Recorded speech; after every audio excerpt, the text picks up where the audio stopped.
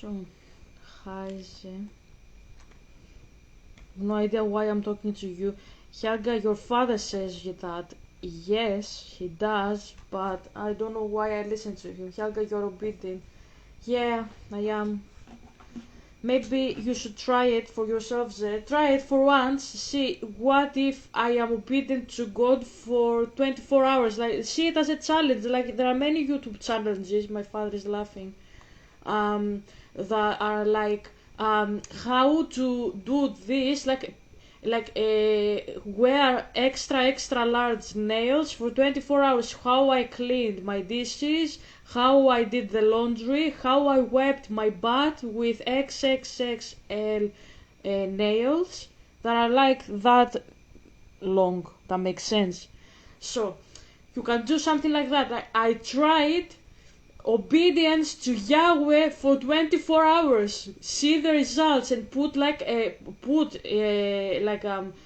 thumbnail and say I survived. I survived. I obeyed Yahweh for an entire day, and I am an alive person today.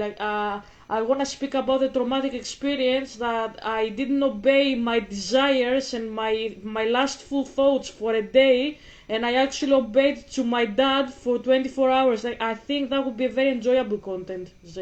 Try it out. Try it out. You will see difference. That's what I'm saying. Okay, so I have my coffee. I have my Ribena, 1938 strawberry juice. I have some cola, but I'm not drinking cola today. I'm drinking juice. Okay, I'm drinking juice and I'm drinking coffee. So we had abandoned fucking Tolkien. I'm talking. Gonna do the video again. We were talking about Saruman. Saruman the asshole. Helga, what are you doing? I'm trying to find the fucking video actually. I think it's somewhere parked here. So Thursday is today. Wednesday was yesterday. Tuesday, so it should be here. Yeah, okay, I found it. So like I was going scrolling down in my history on my YouTube. Let's go about a little bit. Okay, what did you say? Yeah, I swallowed hard. It hurt like bubbles, didn't it? So I said, let's go back a little bit. Let's discuss what happened in the previous part that we did about Saruman the White. Video was called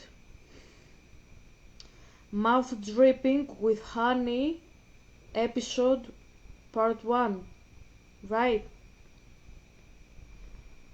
Yeah. So the video that I did, Mouth Dripping with Honey, today we do part 2, is about Saruman, who is, you have to go and see the video of Tuesday. Anybody else who just joins here, we were discussing, I was teaching how a person who is either sent by the devil or he is a devil himself, he will pretty much do, I don't know how to explain it, like he will use his charm. That's something you have to watch out for in the last boss battle that you have with him. That's after the great battle that you have. Like, let's say you have a boss battle and an unlocked boss battle. You know what I'm saying, right? You remember when we played here and our character played the battle? We played the boss battle here, right? And we had the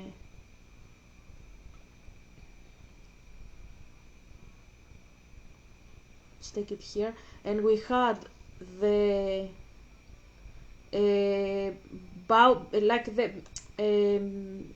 the giant rabbits.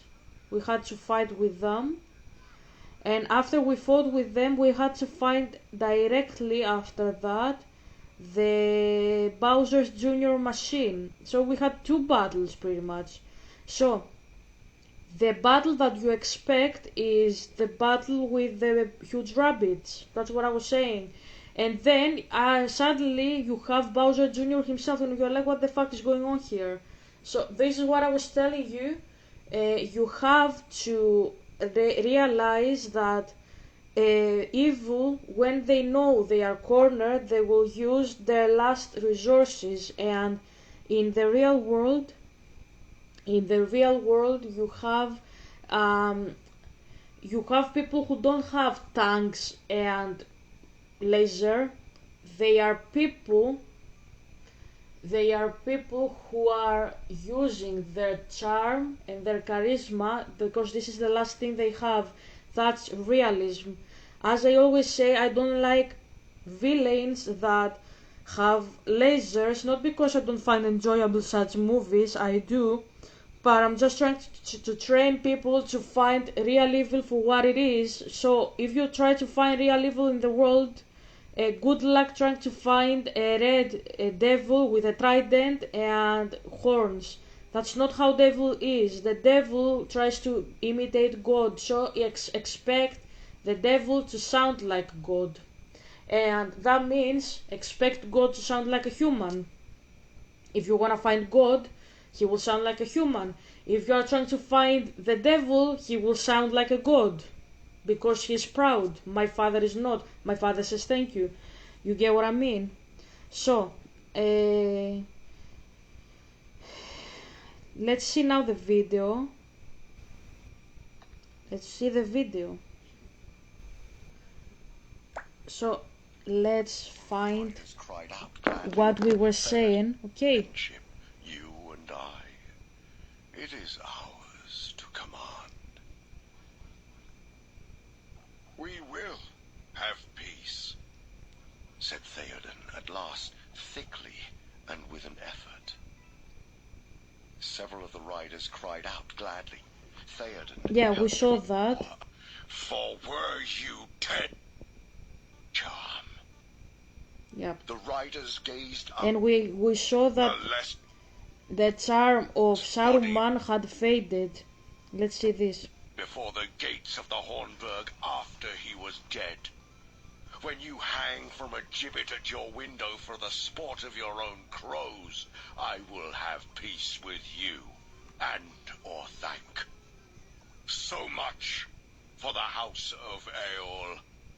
A lesser son of great sires am I, but I do not need to lick your fingers. Turn elsewhither. But I fear your voice has lost its charm.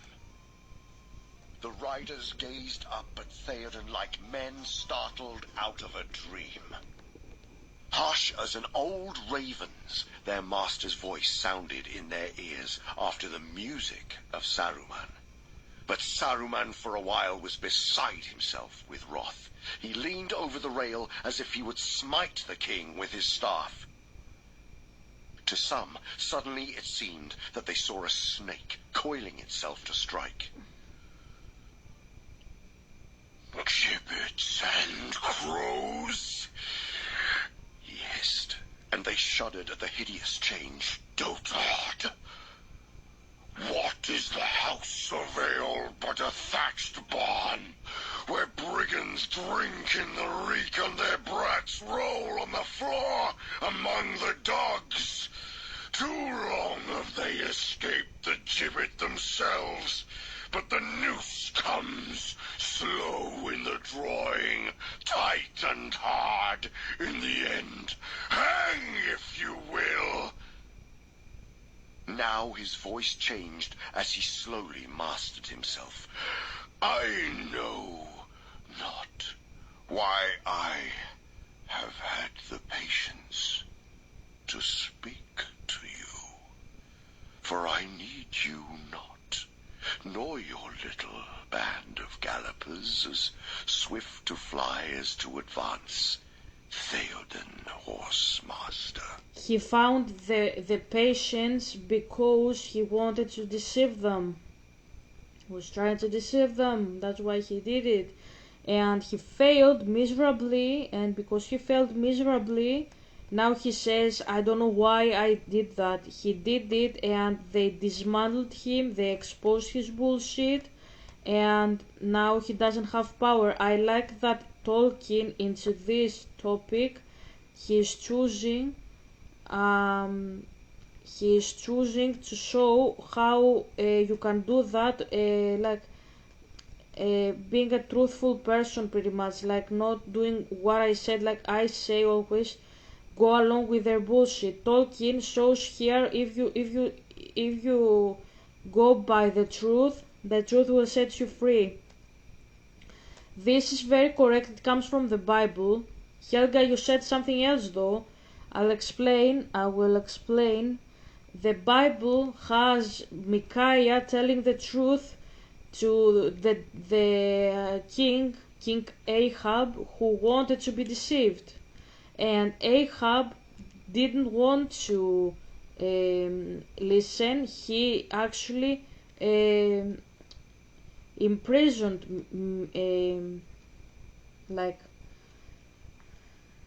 Micah, and he punished him. I said, don't do that. I am sure that Micah wasn't a mystic as I was. What I mean is, Micaiah, was a prophet, but by all probabilities he didn't grow up knowing how demons talk. I do. So what I said is, my father says you are trying to help people have less consequences by the world. Yes, that's what I'm saying. So I'm not saying that what I say is like exactly morally correct. It's pretty much doing catfish to catch a catfish. So Micaiah went straight forward, be truthful, the truth will set you free. Yeah, it's correct.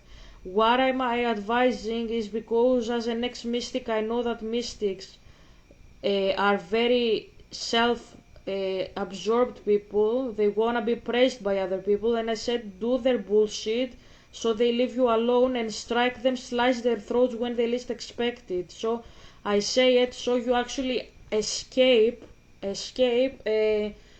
people like Ahab mistreating you. Like if I was with Micaiah, I would tell him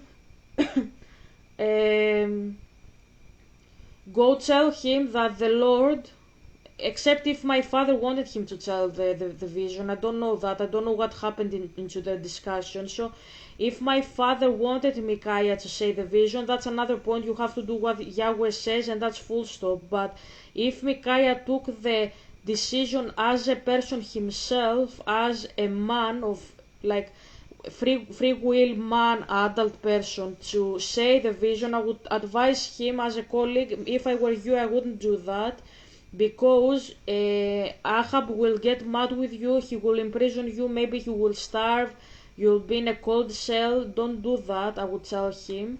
So I would try to protect him, and I would say go along with his bullshit. Go and say, Ahab said that he knows that you are speaking with the Lord. Go and say exactly what the false prophets say. Ahab knows that if a false deity says yes, probably Yahweh says no, because the demons don't exactly align with what Yahweh says. They have similar attributes, yes, because they are spirits and because the demons try to imitate my father, but at the same time they have contradictions. For example, for Zeus, prostitution is when you are a prostitute at your body. For Yahweh, it is when you are a prostitute at heart. That means that you can be a virgin, and if your heart is deceitful, you are a prostitute for Yahweh. That doesn't work like that for Zeus, as I said. For Zeus, a prostitute is the woman that does OnlyFans and has bodily autonomy over herself and over other women, like how she inspires other people. She's a woman that should be discussed, pretty much. She's a Jezebel. For my father, a Jezebel is the woman who silences the prophets that he sends to the people. So what I'm saying here is that fix the camera. Let's fix the camera. So what I'm saying here is that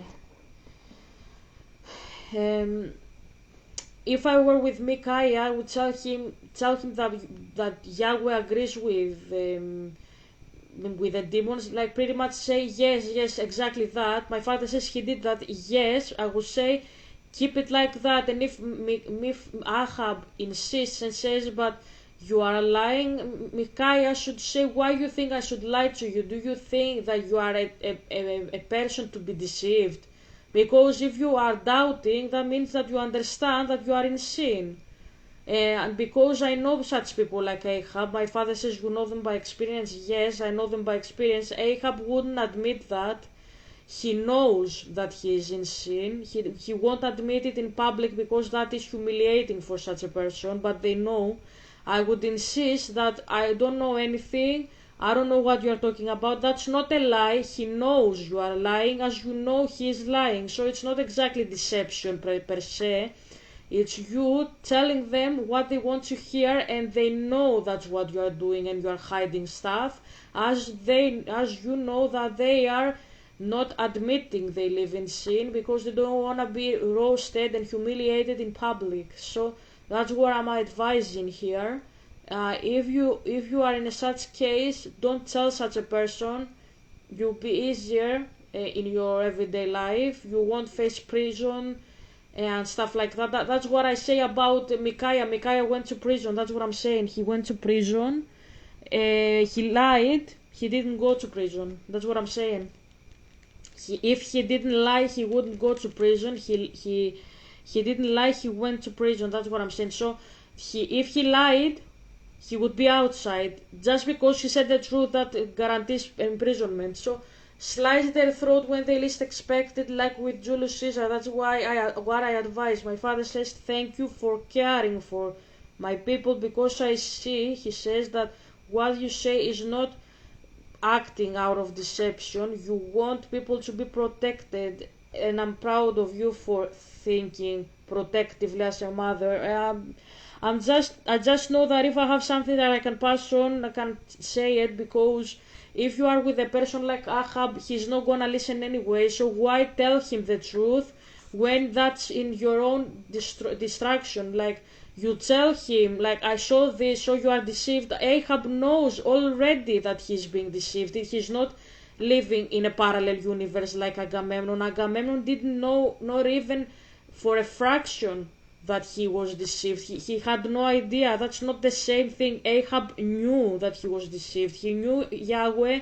He knew he was talking with the demons. Agamemnon didn't have this choice. It's a completely different case. He was not a deceiver. Ahab was a murderer, and you have no reason to sell the truth to such a person, because they know the truth. They actively reject it and they act against it because it's to their advantage as being opportunistic and benefiting from society and shit. You get what I mean? Like vanity. So that's what he did. You get what I mean?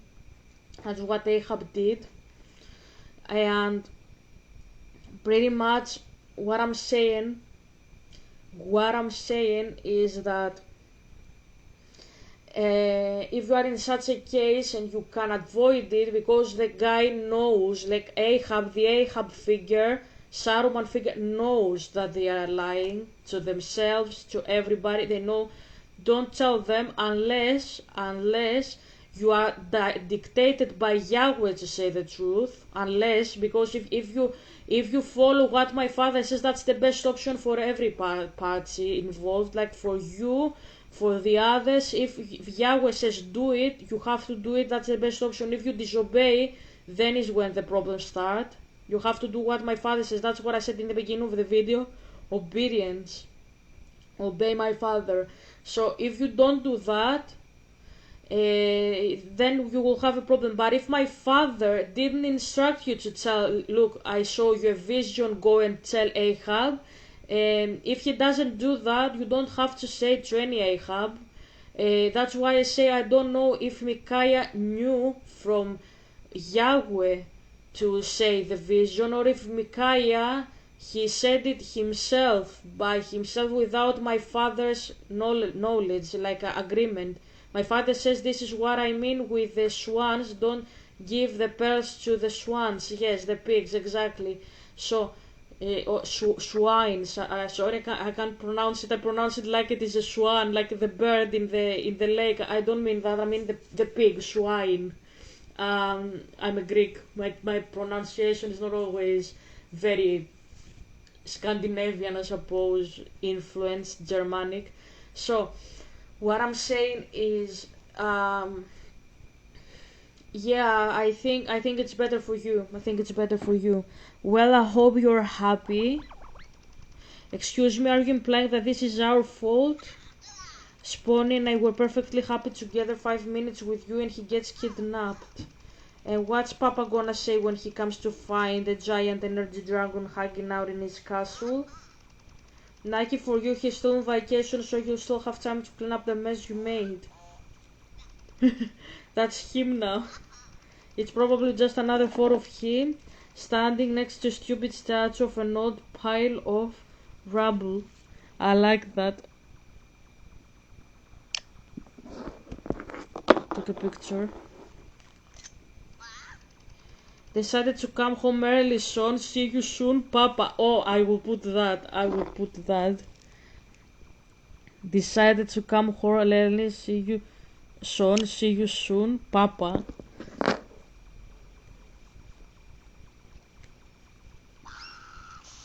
Oh no.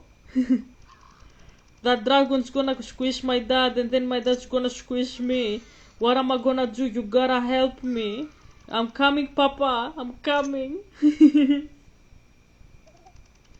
And well, like it or not, he has a point. That thing in the sky has been gaining power with its corruption we've set free. It's taken from... It has taken form now and it has Spawny. Whenever we do, we must do it quickly before it gains any more strength, or soon no force in the Mushroom Kingdom will be powerful enough to stop it. Okay, I wanted to go to... I wanted to go to the... What?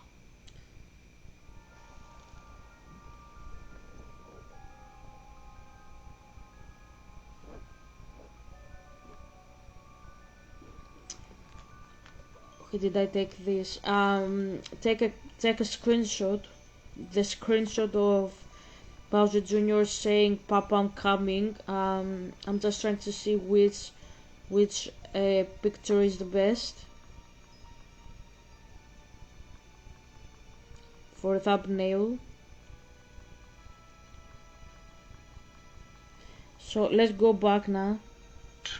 Why, I have had the patience to speak to you, for I need you not, nor your little band of gallopers as swift to fly as to advance, Theoden Horsemaster. Long ago I offered you a state beyond your merit and your wit. I have offered it again, so that those whom you mislead may clearly see the choice of roads. You give me brag and abuse. So be it. Go back to your huts. But you, Gandalf, for you, at least I am grieved, feeling for your shame. How comes it that you can endure such company? For you are proud, Gandalf, and not without reason, having a noble mind and eyes that look both deep and far. Even now will you not listen to my counsel? Gandalf stirred and looked up. What have you to say that you did not say at our last meeting? He asked. Or perhaps you have things to unsay. Let's see it again here. I like this part. But you, Gandalf, for you, at least I am grieved, feeling for your shame. How comes it that you can endure? Life boy, we found a new tarot, check it out at the museum.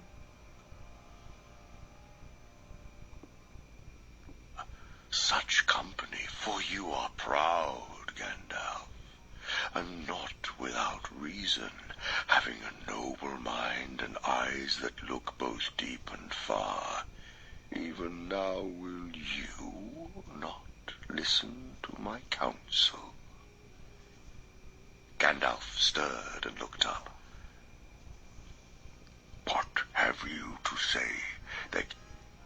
As you can see, he's trying to make Gandalf think that he is like he's by his side. He's trying to take him by his side, and he says, "I pity you." No, he's not pitying him. That's the point. You have to see through the deception that he's unleashing. That's what he's doing. Okay, that's what I'm saying. That makes sense. You have to see through it, because he's trying to deceive. He's not trying to... he's not flattering Gandalf. He thinks through flattery he's gonna take Gandalf by his side, but there it seems that he doesn't like Gandalf because he's like the way he's talking to Gandalf shows that he doesn't respect him, or he doesn't like how he operates, I suppose. I don't know how to explain it. So the way he talks shows that, like, Gandalf, I can't believe that you are doing this to yourself. So he doesn't believe in Gandalf. He's trying to paralyze him, his senses, and make him think that he can't do it himself and he needs Saruman. That's what he's doing, so that Saruman will have to do it with support, like the cause with Gandalf, and then overtake Gandalf and take back his former glory. That's what all this is about. You did not say at our last meeting, he asked, or perhaps you have things to unsay. Saruman paused. Unsay. He mused as if puzzled. I can't understand, sorry. That stood within hearing were unmoved. But now the spell was wholly different. They heard the gentle remonstrance of... Sorry. Thought, these lesser folk. Let them wait on our decisions. For the common good, I am willing to redress the past. Where the fuck did this go? I don't understand. A noble mind and eyes that look both deep and far. Here. Even now will you not listen to my counsel? Gandalf stirred and looked up. What have you to say that you did not say at our last meeting? He asked.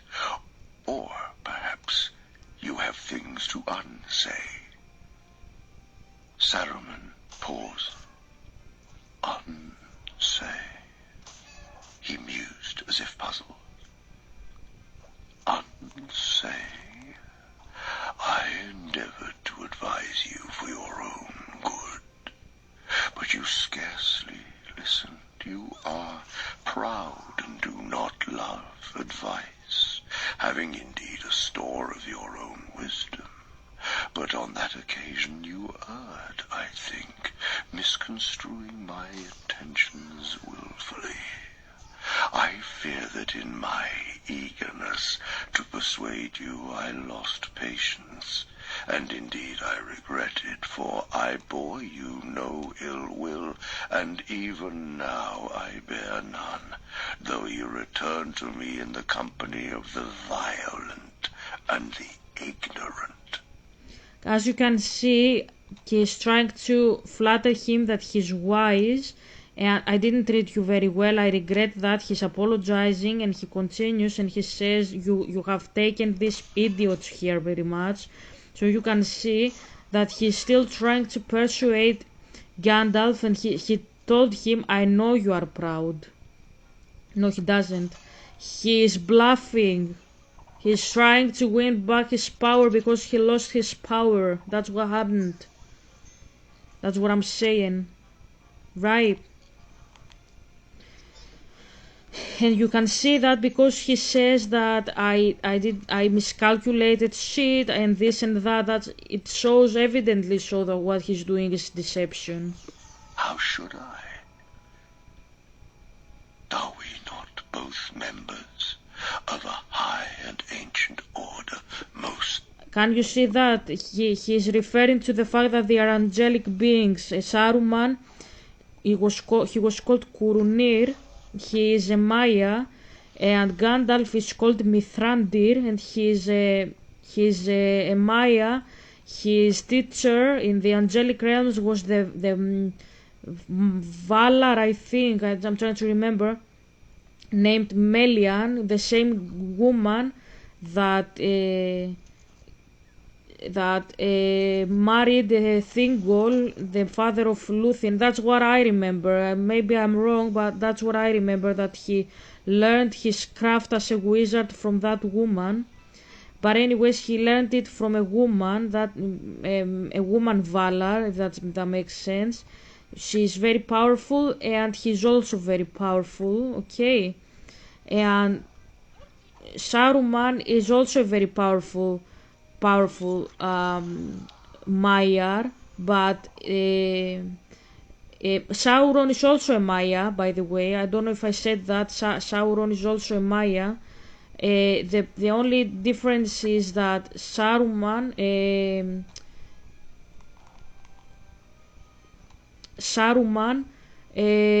was chosen by the other Valar as the head of the council, but the Valar that preferred Gandalf said Gandalf should be, but after Saruman fell, then the Valar chose Gandalf again as the head of the council.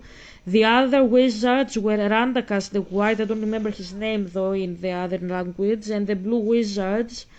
And these three wizards didn't involve themselves in the council. They involved themselves with people, with animals and so on, so they didn't exactly do that. The only active members were Saruman, who fell into the dark side, and Gandalf, who helped, and he was the leader of the resistance. So what we can learn from this is that like you learn that Gandalf was always humble for his origins and his knowledge, whereas Saruman always took pride of it. It's not a bad thing to be proud of what you are and your knowledge. The bad thing is when it consumes you and that leads you to fall. Pride comes before the fall, and that's what happened with Saruman. That's what the story teaches. As I said, this is a scene that Tolkien did his job very well. I agree with what he teaches here, right? So that's what I'm saying here. That's a very good allegory to explain this. Yeah, I agree. Violent and the ignorant. How should I? Are we not both members of a high and ancient order, most excellent in Middle-earth? Our friendship would profit us both alike. He's trying to use him to his advantage. That's what he's doing. Gandalf is not vain, however. He is humble. He didn't wanna win the battle just to have profit for himself. He wanted to save others. I can say that I relate with Gandalf very much in this, and that's why I usually use him to talk about me and Rowling, because me and Rowling are like Saruman and Gandalf. We have many similarities, many differences as well. We both start our journey in Scotland. We both studied philology. She studied French philology. I studied English. Not exactly the language that we were born into. She's a British woman. She studied French. I also know French, by the way, as she does. Not as well as she, obviously, but I can speak French. She was educated in a language that she didn't speak native in a native level. I was educated to learn a language that I didn't know by native standards as well. English studies is my first part of the degree. Obviously, Zen knows that. So we have the similarity. She didn't have a husband when she wrote Harry Potter, me neither. She wrote Harry Potter because she had a vision in the train of him. I had a vision of Persis when I was watching No Time to Die with some old friends on the Buario Bualuigi corrupt caricatures. So I didn't have like I didn't sit to write. It came randomly as she received it randomly. And it was like falling in love with this character for me, and that was the same for her. She is a person, the only person who has said the exact same she had the exact same experience as I had. She said she just had him like bread from the sky, and she fell in love with this character, and that's how it happened with me. I couldn't think anything else apart from this character, and I was like, fuck my life, I am in love with a fairy tale. This is crazy. Yeah, you feel like you are either married with this character, or you are like I don't know how to explain it. Like you are bonded for life with a fictional person, pretty much. That's how you feel it. It's very powerful feeling. And she has experienced that. She was very poor. I was also very poor when I wrote my story. She became a one-hit wonder, pretty much. I don't know, is this the correct way to say it? Like her Harry Potter books were what made her popular and famous, and it was the first book that she published like that, and she became famous in one night only, if that makes sense, as I say it. This is exactly what I did also with Persis. It was a book that I wrote overnight, and I said I'm gonna publish it without having any other knowledge in the field, any other experience, any other like presidented, like something before that. I haven't done anything in my CV before that. Like I haven't published anything else before Persis. That's what I'm saying. So I have the same like origins with this woman. She became one hit wonder.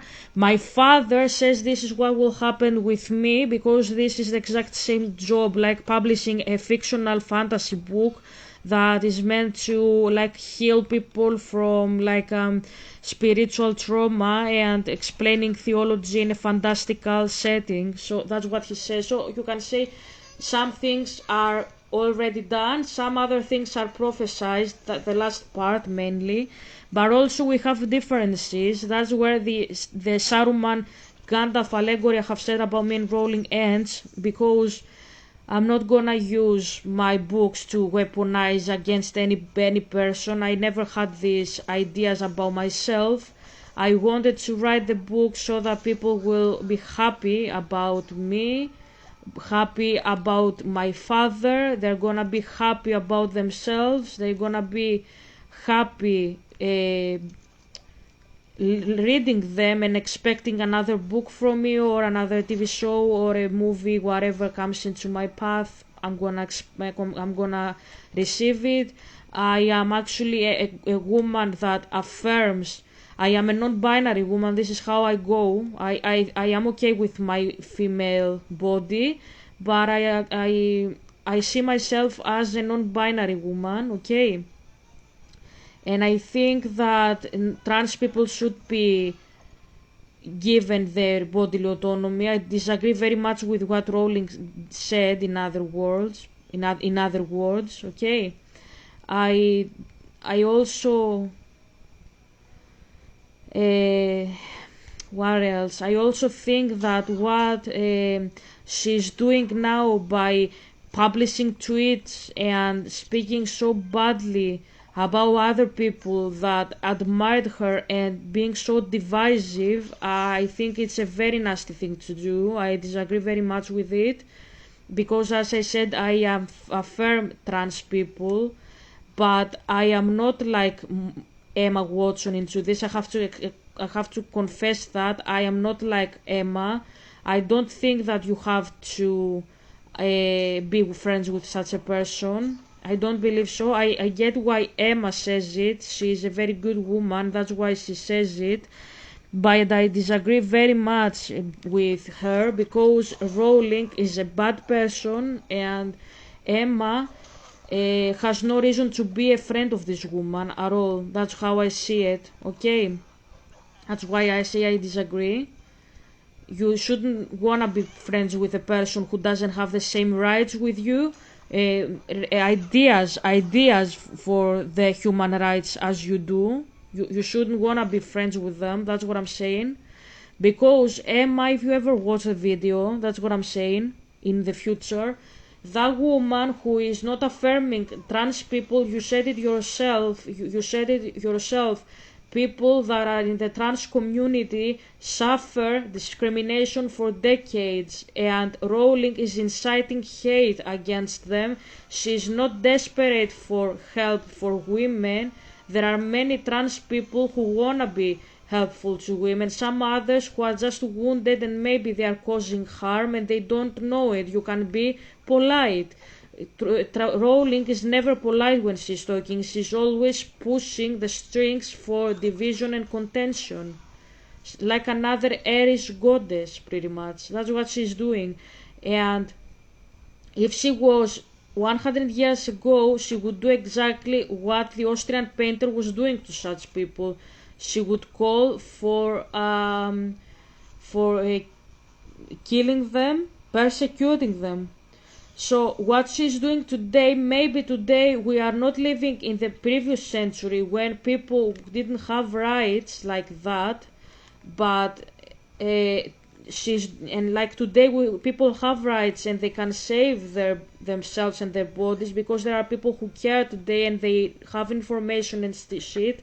But she knows what she's doing is bad. She knows what she is doing. The Austrian painter did it centuries, sorry, decades ago, and she's still doing that. Okay, and the fact that she doesn't back up, she doesn't say, like she said, I want them to be okay, I don't want them to be targeted and shit, and I want them to be their authentic selves and shit.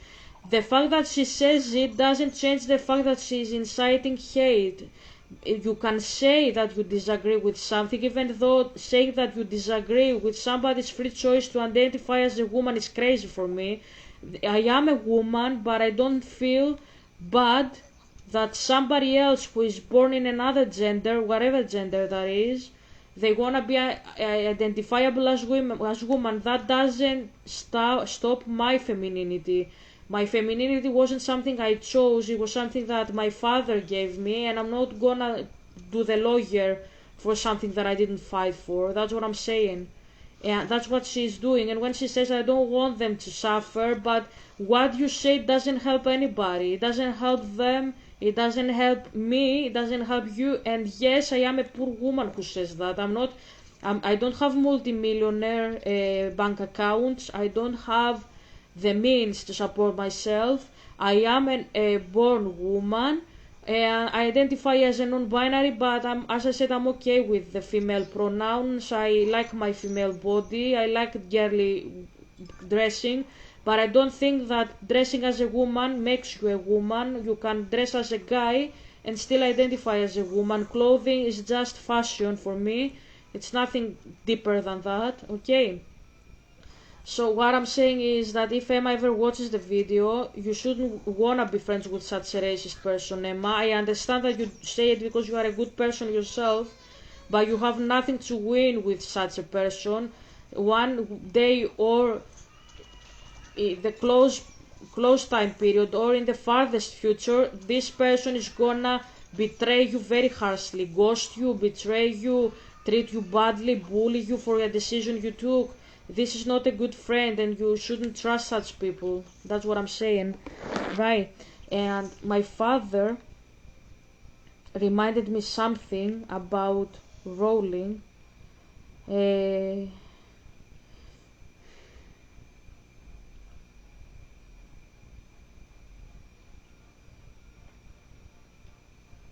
okay.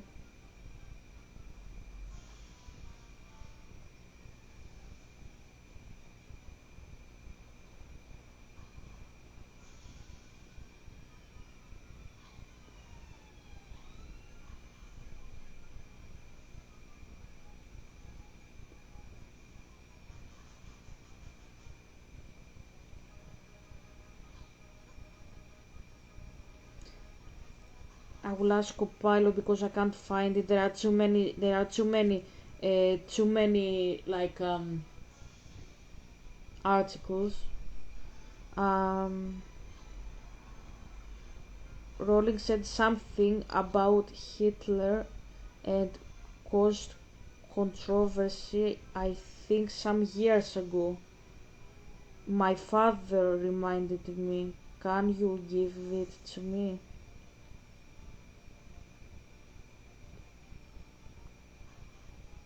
Yeah, the Holocaust denial accusation that she did last year. Rowling tweeted that Nazis did not target trans people, which many critics corrected by citing historical evidence such as the Nazi destruction of the Institute for Sexual Science, which housed gender research and supported trans individuals. Her claim was interpreted by some as Holocaust denial. A British journalist, Rivka Brown, tweeted that Rowling was a Holocaust denier. She is, yeah, that's what I'm saying. Then retracted and apologized under legal pressure from Rowling's team. Of course, she did that because I'm not pressured by anybody and I am a prophet. Yes, she is a Holocaust denier. What she did. I want, yeah, the first one, please. Give me what she said. That's what my father reminded me I had forgotten. Here is the core of what J.K. Rowling said that triggered the Holocaust denial accusation. In a tweet from early 2024, Rowling wrote, Nazis didn't target trans people, that's a lie. She was responding to claims that trans people were among the victims of Nazi persecution. Critics pointed out that this statement ignored the Nazi destruction of the Institute for Sexual Science in Berlin, which supported trans individuals and housed pioneering gender research. The Nazis burned its archives in 1933 and targeted its founder Magnus Hirschfeld, who was gay and Jewish. Rowling's tweet was interpreted by some as erasing trans history and denying part of the Holocaust. Journalist Rivka Brown called her a Holocaust denier in a tweet, which she later deleted and apologized for after Rowling's legal team intervened. So that's what I'm saying. She is a Holocaust denier. Okay, she literally said that they never harmed people. She's excusing the Austrian painter, and she has said that the Austrian painter influenced the creation of Tom Riddle, aka Voldemort, and that's absolutely disgusting for me. I don't know how to deal with it. Honestly, I don't know. I think the fact that we are talking seriously about a person who caused so much pain on the world, that he didn't do this, like, I don't know what to do with it. I don't know. I feel betrayed by her because her story is amazing. She has fucked up some parts, but I honestly don't know what to do with it. The fact that she's inciting such hate against the trans people. That's what I'm saying. Okay. I don't know what to do here with the game though. Oh, I can destroy this for here. Let's continue with the video. I think I'm finishing it. Am I not? Okay, here. Come on. Tell me you're going to send advertisements. Okay. The ignorant will, and even now I bear none, though you return to me in the company of the violent and the ignorant. How should I? Are we not both members of a high and ancient order, most excellent in Middle-earth? Our friendship would profit us both alike. Much we could still accomplish together to heal the disorders of the world. Let us understand one another and dismiss from thought these lesser folk. He is trying to elevate Gandalf and cause him to be deceived by speaking directly to his pride, like you are like an angel force, like you are a Maya, no, you are not an elf, you are not a dwarf, you are not a human, you are like me, come with me. But if you notice, Saruman is talking about himself, how important he is, how valuable his advice is for Gandalf, and that the others are useless. And Saruman says he wants to help them, but at the same time he is discriminating against them. You see this racism, and he says Gandalf is better. You can see that what he is doing, what he is calling for, is actually Sauron's aid, not the good guy's aid, pretty much. Because if he did, he wouldn't roast the other people so much. The fact that he's roasting the other people and he says like, I want to help you, but these people are useless, it shows that he's actually still trying to fight for Sauron's cause. So you can actually see from here, as I'm speaking about deception, that he's a deceiver, and don't believe what he says, pretty much. That's what I'm saying, okay? Let them wait on our decisions. For the common good, I am willing to redress the past and to receive you. Will you not consult with me? Will you not come up? Do you see what it says? You have to consult with me, he told Gandalf. He says, will you not consult with me? Will you not come up? I did a post a couple of years ago on my Instagram. My father keeps saying, you have seen it, you have seen it. Did you go inside my account? My father says yes. But he's not dangerous, so don't be afraid of him. Okay, that's creepy. Whatever. My father says he's doing some stuff because he's romantic and because he has experienced some stuff in his life that don't allow him to see that what he's doing is wrong and he shouldn't be doing it. See it like he's a little child and don't be mad at him for that. Okay. But it's not good behavior though. My father says, I know why it should upset you, but he didn't mean you harm, because if he did, he wouldn't be allowed by me to do that. The fact that I allowed him was to bond with you. Yeah, but doesn't that show that he has actually more, like, he doesn't really love me, but he's more like obsessed with me? I don't know, like maybe he's obsessed with how I talk, how I process information in my head. I don't know. He has like an infatuation like a teenager more than he actually loves me, pretty much. My father says yes, it shows like that, but why that should mean that the teenager is a bad guy? After all, a teenager is a child, and they are acting out of love for a celebrity. They are not trying to harm the celebrity.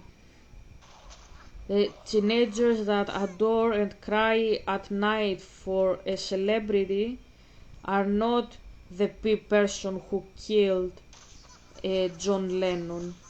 That's quite different. You have to see the difference. Yeah, I understand where you're coming from. I understand you. Okay, so they went into my account. That's creepy. Anyways.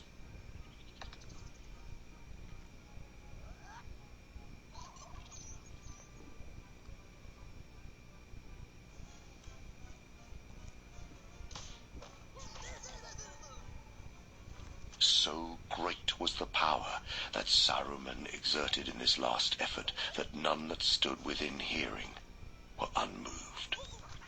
But now the spell was wholly different. They heard the gentle remonstrance of a kindly king with an erring but much loved minister. But they were shut out, listening at a door to words not meant for them, ill-mannered children or stupid servants overhearing the elusive discourse of their elders and wondering how it would affect their lot. Of loftier mold these two were made, reverend and wise. I just remembered I should be explaining what I'm hearing. I forgot to do that. So I got carried out by my uh, my discussion here. So the the where am I going? Where am I going? Where am I going? So I was carried out by the discussion. So my father is saying that sometimes when I was seeing other login theme with no name one, you found a new soundtrack, check it out at the museum. Okay, check it out at the museum. Okay, we have another one here. Luigi, you found a new 3D model, check it out at the museum. Okay.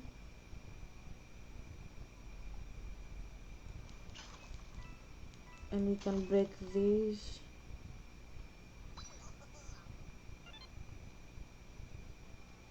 Where's the other one? Okay.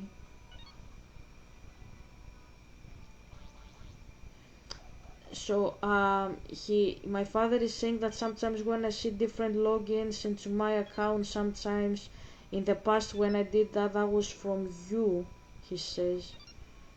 Okay, so did he find many accounts that I have? He says yes, he found them all. Okay. Zay, you are very unhinged, by the way. Anyways, my father says I shouldn't be afraid. Anyways, blooper shooter from the deepest, darkest pits of the ocean rises the calamari cannon to unleash its wrath upon your foes. Okay, so we found this. My father says you have this infatuation that I belong to you because you love me as a fan. Okay, I see it. Okay, Hiaga, how do you feel about that? I'm okay, I suppose. I am a little bit freaked out here, but anyways, if my father says that you do it because you do it like out of love and you're not doing it because you are a crazy person or whatever or dangerous, that's okay then, I suppose. But the next time, say, if you can, I'd prefer it more if you asked me for something you wanna learn from me and not do that. I'd prefer it if you respected my boundaries, not that I have something to hide per se, but because I think that's the best thing you can do for a person. That's what I'm saying. That's what I'm saying. Okay. Where the fuck am I going here? Okay. Oops. Sorry. I hit the camera. So I am going back there. I was discussing about, I had made this post on my Instagram many years ago, and my father says you know that. So I was discussing how Saruman shouldn't go, Gandalf shouldn't go up. Saruman had to get down, and I was saying that what it means is that you have to be humble, pretty much. You have to be humble, and Gandalf is not humble. Saruman, sorry, is not humble. Gandalf is humble because he says, "Get down, Saruman." It's what we say in Greece. The monkey who is up in the tree has to get down. You can see her butt. That's what I was saying. So my father is asking, Helga, did you do that as a mystic? Yes, I did it as a mystic. I knew what I was talking about, obviously. I knew what I was talking about.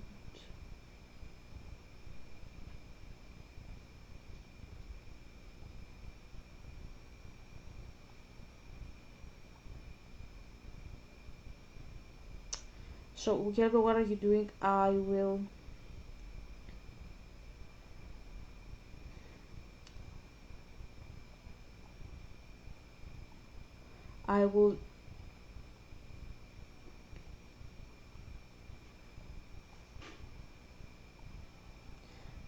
show you. I can't find it from Google. I have deleted my Instagram. I have my Instagram on my.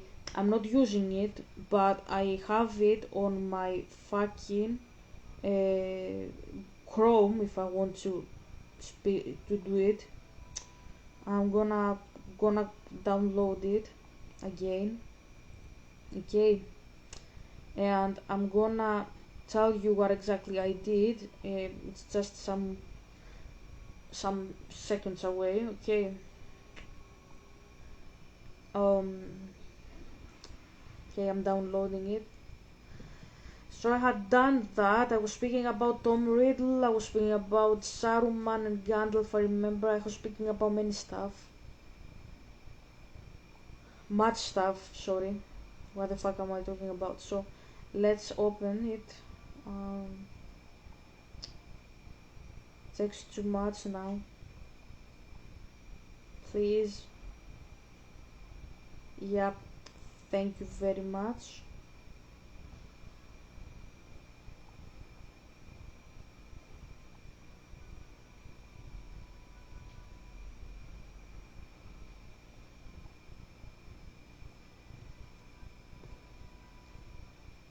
Okay, no, okay, now you have to open it. No, no. Uh, Thank you. No. Um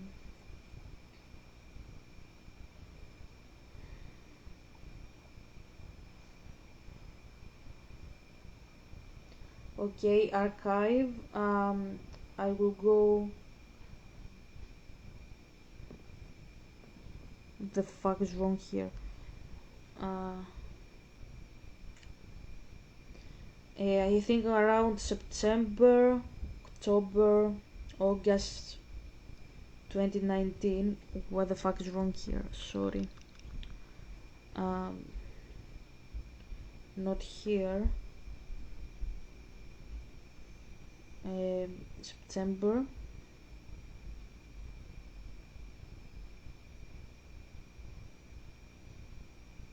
Oh, I found it. I found it. Hold on a second. I don't remember what the fuck I was discussing, to be fair. Father, what I was discussing. Why. Okay, I was this. Why Gandalf is a better figure than Dumbledore? Okay, that was my discussion. So, okay, now I remember I was talking about how Tom Riddle, the way that he was treated in the university, the Hogwarts, by Dumbledore is horrible, but what Gandalf is doing is better. So yeah, I actually used mysticism here. Mysticism. I didn't do white magic. I didn't do white magic for that, but I used my knowledge. I used my knowledge from the spirits, what I knew from the spirits, and some things that I was taught by Zeus and I didn't agree with. For example, Zeus taught me that what Dumbledore did, how he treated Tom Riddle was horrible, right? And no, wasn't horrible, right? So I disagreed with that. I believe that what he did was horrible, absolutely horrible, horrendous, and that's what I did. That's what I did. Okay, I said that I hate what he did, and he's not at all for repentance. He's only there for like Pride. Pride comes before the fall, and I actually tried. I don't know if I did it because I was getting tired. I remember I was trying to explain that what Dumbledore did there aligned more with what Saruman did in the other story than what the character of Gandalf does in the Two Towers. Or yeah, the movie is the movie is the extended edition, I think. Yeah, the extended edition of the Return of the King. So I said that uh, what you see, like Gandalf saying to Saruman, it's like flipped narrative, pretty much. It's like having, it's like a. Okay, found them. Hold on a second now. So,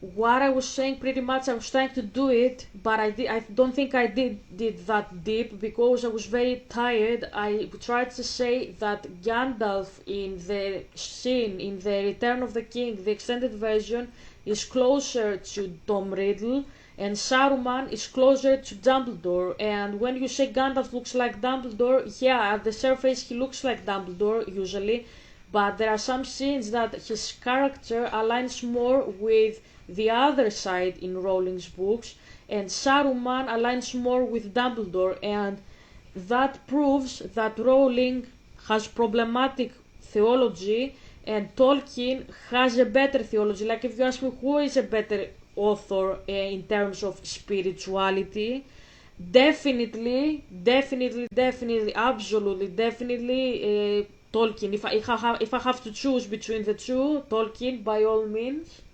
He has done a way better job, way more Christian content. He could do it even better if I can frame it. My father says in a 10 scale. I would give Tolkien an 8, and I would give Rowling a 6.5 out of 7 or 7 out of 10, pretty much like 6.5 dash 7 out of 10. Tolkien is an 8 though. Okay, he's way better.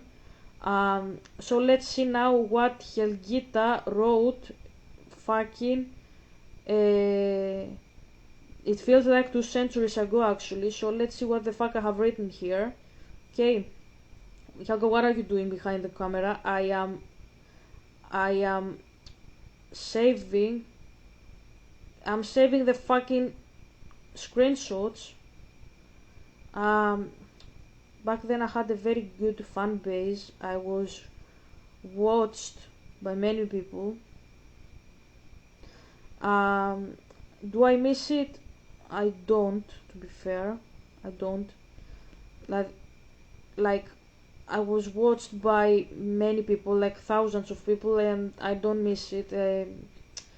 Well, my father says one day I will have the same thing, but I don't miss it. I don't miss it. I had around 5,000. Now I have 3,003k followers.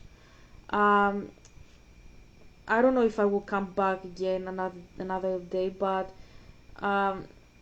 it's not worth it. Like I prefer doing my job outside of social media. I do social media here just because my father says you are watching. That's what I'm saying. So let's see what I said originally, and let's see if I have changed my mind since then. Right. So I've saved the photos. So I said, I don't know if I have to show.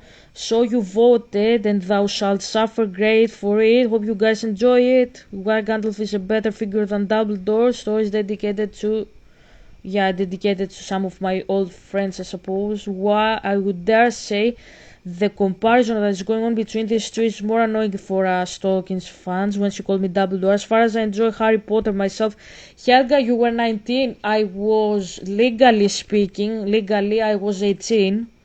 I was 18 because it was September 2019, and that means because I was born November, I was 18. Helga, you could drag this comparison at that age. I am a mystic. Hello? Hello? I was a mystic at 16 and now I am almost 19. 3 years later, I was in the same level as Plato. Of course I could.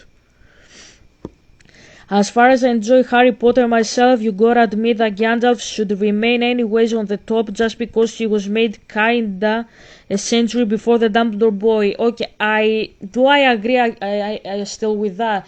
Look, if people believe that today, yeah, there are many people who believe that, that's okay. Like, you give like priority to the older person. That's what I was saying here very much. Like, if you have like a previous author, like Dickens created Dilber and the merchants in the Scrooge story. I paid a tribute in my Jezebel story and I kept the characters and the dialogue. That's a tribute. Yeah, partially I agree with that. If something is worth keeping it, keep it and honor it. But now I came a little bit in some of my practices as a prophet, because back then I was getting started, darling, as Cruella was saying, with spirituality,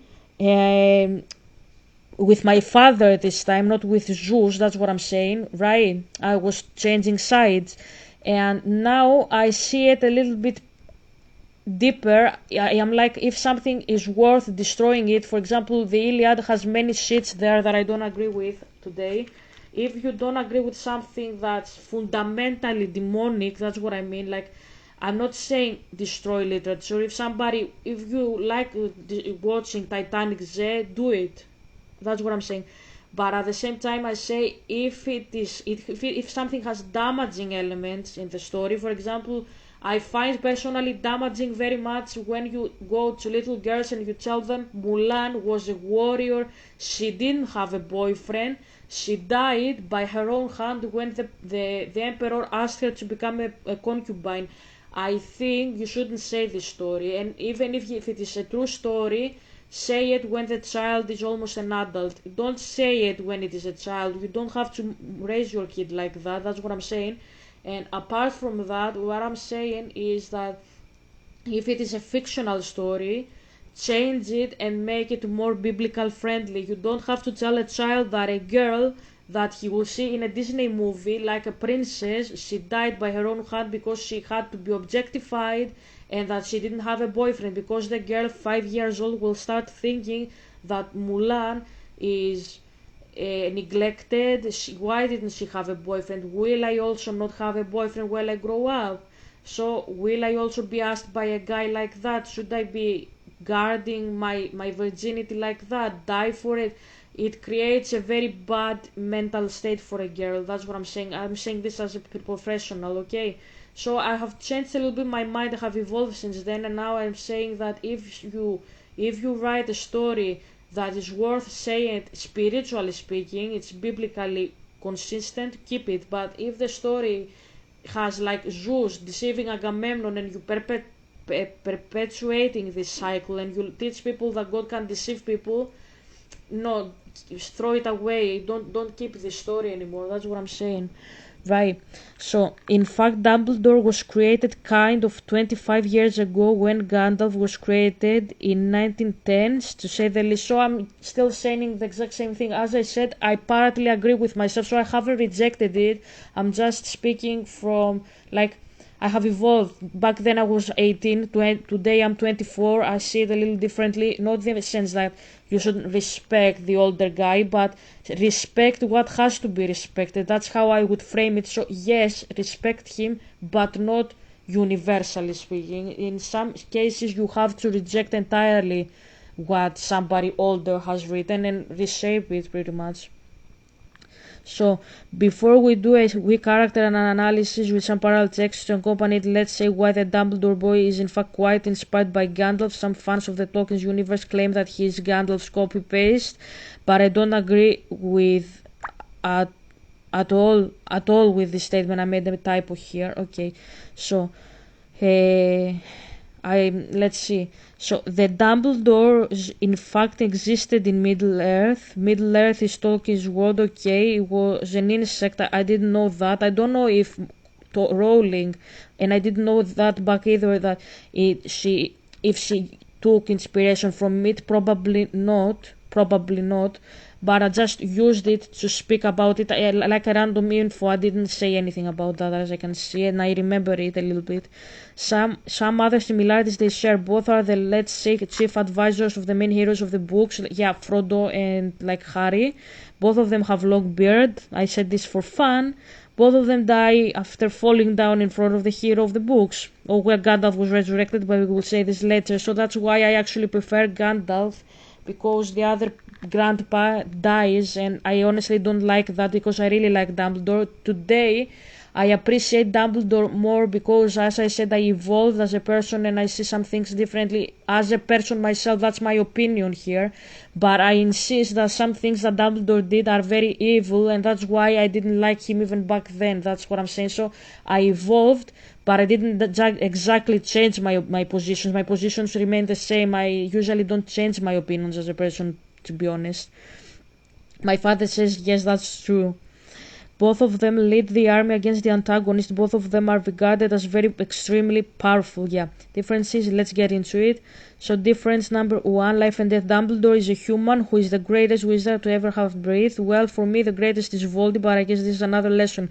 I partly agree with that. Like, I love Voldemort very much. I don't know, like, would I choose Voldemort? Look, if I choose, like, as a character, like, I identify with, I would choose Dumbledore. I identify as Dumbledore very much, but if I have to choose for a character, I would pick Voldemort because he inspired Percy, pretty much, like Tom Riddle. So it's complicated at this point. Like, I have evolved, as I said, as a person, and it's complicated.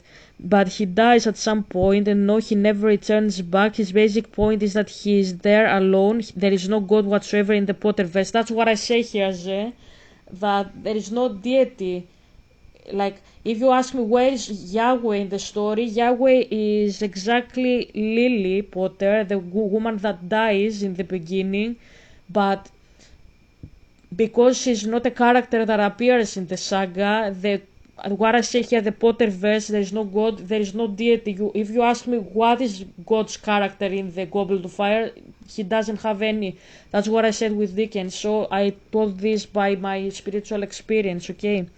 Self-appointed as the leader of an army against the Arch-Villain. Gandalf, on the other hand, is not human. He is a Maiar, exactly what Sauron is, as I said before, and basically he's a good Maiar, angel of the Tolkien universe, and that means that he is immortal. He dies trying to fight the Balrog, one servant of Morgoth, but Eru Ilúvatar, sorry, that's the typo again here. The god supreme being Inarda intervenes and sends him back as Gandalf the White. He also after that show off more of his powers. I did a lot of typos here because my phone was really auto-correcting everything. So Gandalf is put there by Eru Ilúvatar, and although his task is to encourage the free people of the Middle-earth against evil, and he commands the army as well, he's not put there to judge. So as I said, because you have a god figure already, that's what I'm saying, you have a god figure already there, you don't have to make Gandalf the judge. Just because Dumbledore doesn't have a god figure there, he becomes God himself, like he exhibits the traits that God exhibits. And if you're like, Helga, why does this happen? Because this is the norm in such stories. If you don't have the specific characters, let's say, and how do you do that? You just let God write the story and you don't change the crap out of it like Rowling does and like Tolkien does as well. These people change the stories. So Dumbledore has to take the attributes of the Ilúvatar, the essay that Rowling never bothered to put inside the story. Somebody has to exhibit the elements.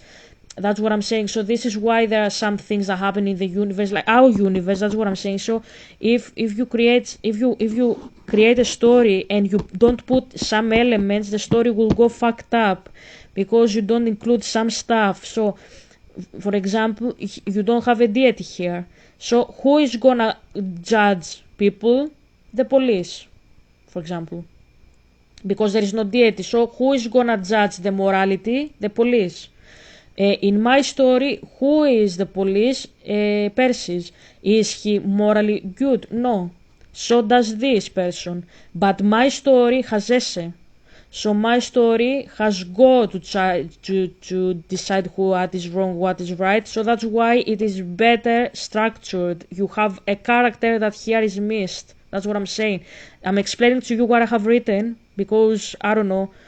Like, yeah, I wrote something at 18 because I was a mystic, and I'm explaining 6 years later or whatever. So what Gandalf is doing is that he sent back the resurrection point, marks something very different in this story. They have a leader that is powered by Eru. That means that Gandalf is a prophet and Eru is the god.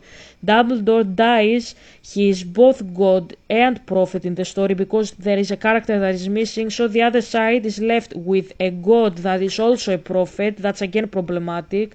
Voldemort should have a higher being before him. I don't know, Grindelwald, I don't know what my father gave Rowling, that's what I'm saying. But Voldy is alone, and you have another person who doesn't exist.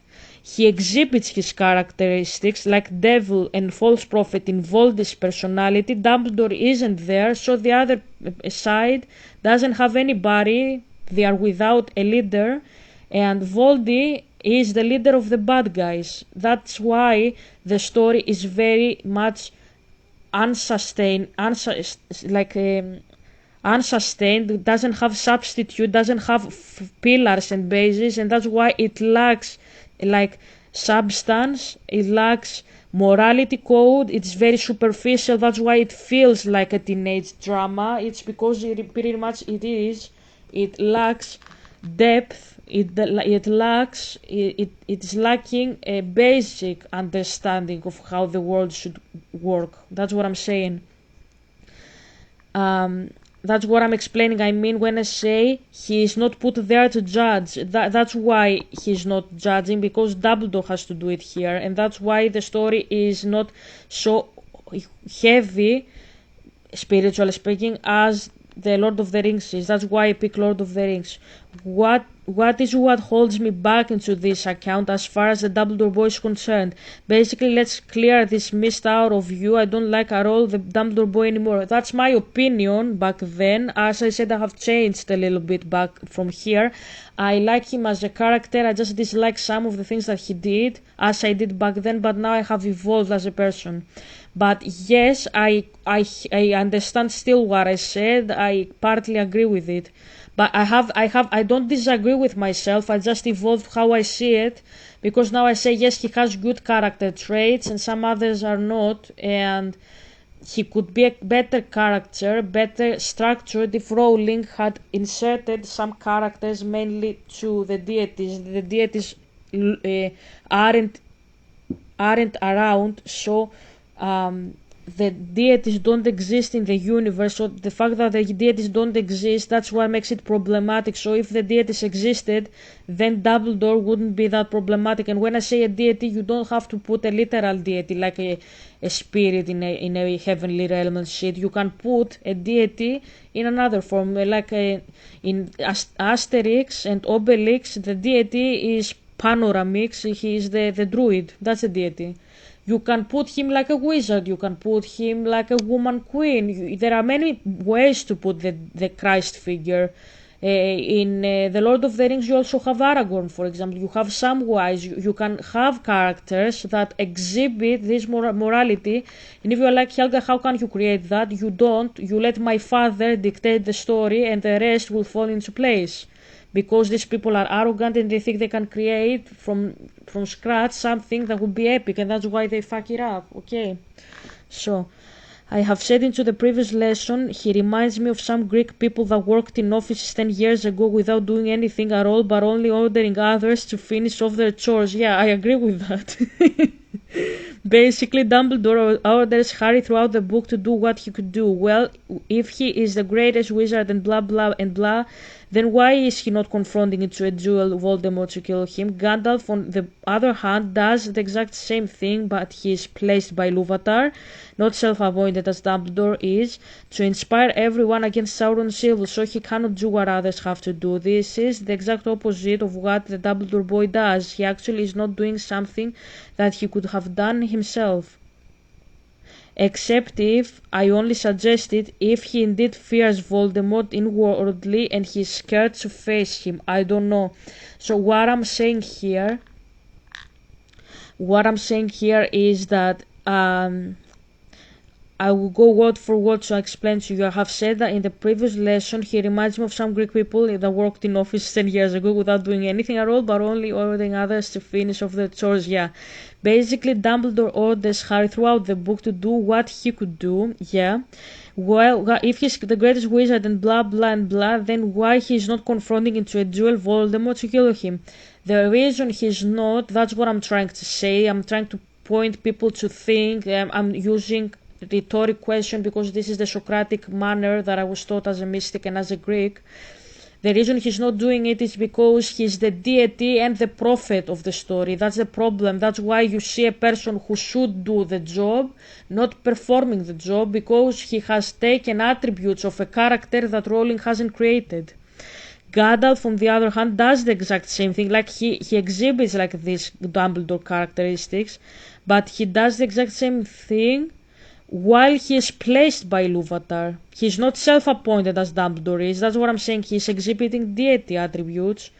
Gandalf is not, because he's appointed by a deity, Ilúvatar. So Dumbledore is not. So he is exhibiting only a prophet attributes, pretty much. He's assigning roles like a spiritual leader to inspire everyone against Sauron's evil. So he cannot do what others have to do. That's what I'm saying. He has his own ministry, let's put it that way, and so does the other people as well.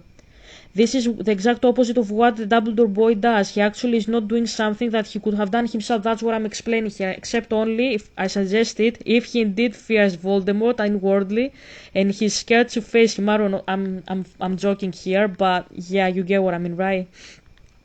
That makes us move along to the next point. Are they scared of the main villains? Gandalf, yes, he is. He is afraid of Sauron, and you can see that in many instances in the book and in the movies. He was scared to go to the Dol Guldur in the Hobbit book, and he is also scared of Sauron in the Lord of the Rings. And you can see that even in the movies, he is afraid of Sauron in the first Lord of the Rings movie. Gandalf, when he was Olorin, his name as a Maiar only, not as an incarnated wizard, you get it, was scared of Sauron. In fact, he was chosen to go into Middle-earth and inspire just to overcome his fear, which he does. I don't remember that, I've forgotten that. Fear, in my opinion, of such a matter is not the proof of a coward spirit, but a wise way to show off that you value your enemy and you will face him wisely. So that's what I say here. That's from my experience as a mystic. I'm just I'm putting it like it is opinion, because yeah, you get what I mean, right? So I am saying that he's not a coward when he's afraid. He just knows that he doesn't have to be brave and courageous like Mulan, as I said before. He can actually go against his fear and face his fear, and he can prove his bravery when he's scared like Piglet. That's what I'm saying here, okay? What is what holds me back into this account as far as okay, I think I saved them twice. Okay, is Dumbledore scared of Voldemort? Apparently no. That's the problem, because Ilúvatar is not afraid of Sauron. Gandalf is afraid of Sauron.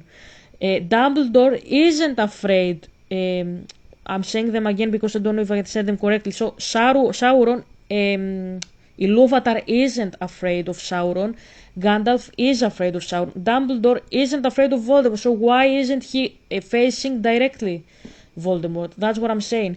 Because he's exhibiting deity and prophet attributes at the same time. There is no essay in the story. There is no Ilúvatar in the story. So he's doing the job in spite of them, because they don't exist, and this creates a very confusing landscape where you have a plot hole pretty much. You can't see everything. I will put that here so you can see everything. I don't know what the fuck I have done. Okay.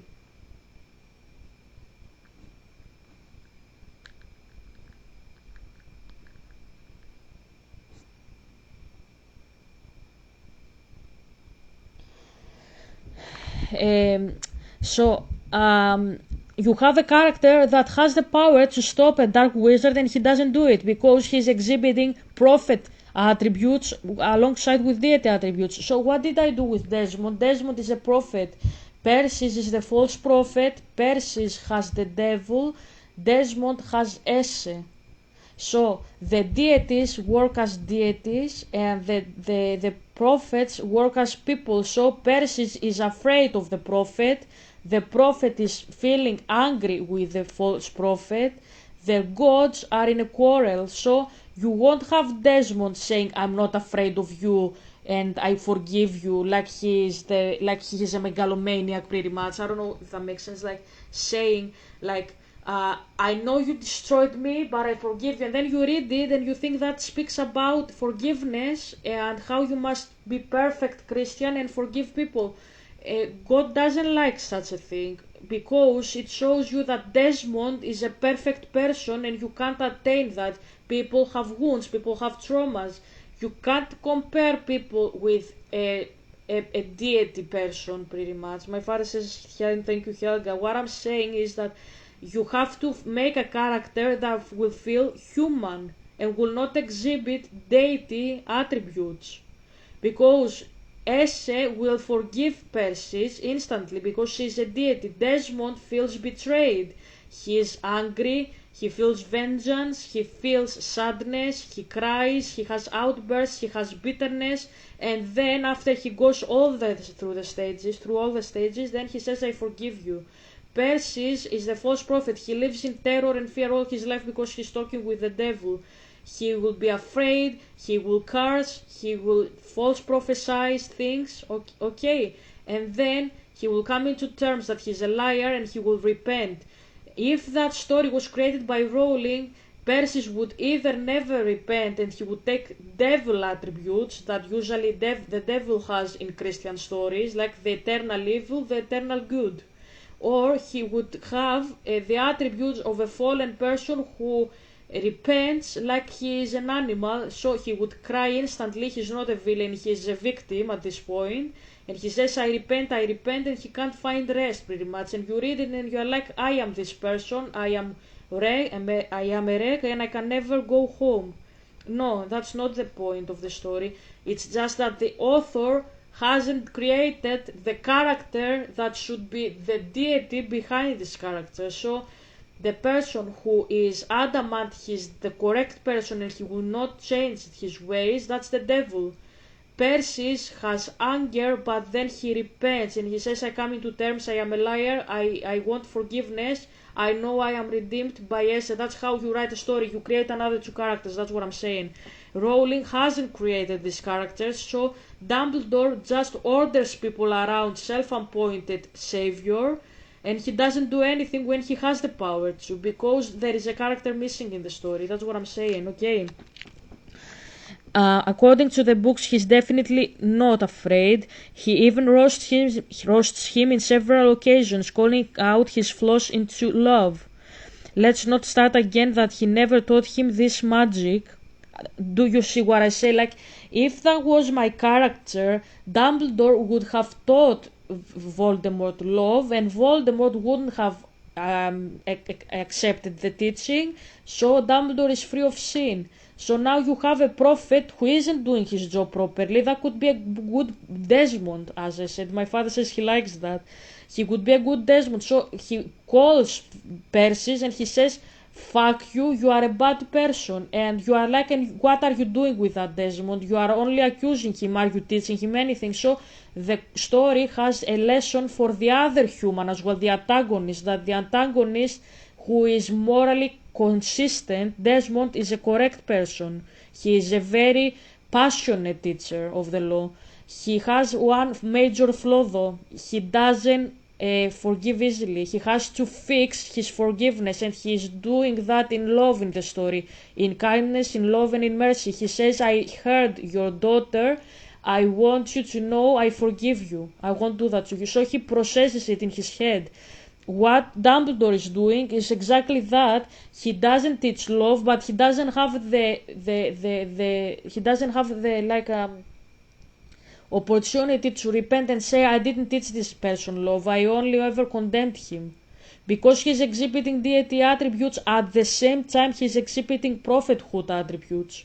And that's problematic. He's a character mix. You shouldn't mix characters. This is what Dickens did with the character of Miss Havisham. He mixed up the devil and Jerusalem in one sentence, a spirit with a deity with a human woman. And you create this monstrous thing that you don't know what to do with. That's what I'm saying. You must have clear, specified people. This is the prophet, this is the Christ figure, this is the devil figure, this is the antagonist, this is the redeemed, this is the unredeemed. You have to be specific, because if you mix the characters up and they are combinations, they are mixed up, you have then these problems like she reminds me of God. No, she's actually Jerusalem, because it's a mix up, it's blending an ombre of three colors. It starts as black, it then becomes purple, and then becomes orange. What the fuck is that? That's like a traffic light, pretty much. It doesn't work like that. You confuse your reader. Do I have to stop? Do I have to continue? Do I have to slow down? Because the traffic light will go to red. They don't know what they're doing with that. That's what I'm saying. You have to be careful what you are creating when you are creating it, because you're creating confusion. And that's what Dickens did with his character, and that's why I said you have to be specific in the spiritual realm with that. That's why my characters are always very specific and very like tetragonal, pretty much. They are like you do them with the ruler and the pen, the pencil. They are like carved without blending anything. I'm not blending because I want to be specific. You know what the fuck you are reading. You are reading about Henry Stevens. He is anarchically, but he's also royalist. Yeah, I don't mean don't blend opinions and shit. Henry Stevens is a very complex character. He, at the same time that he believes in monarchy, he actually endorses Marx, pretty much.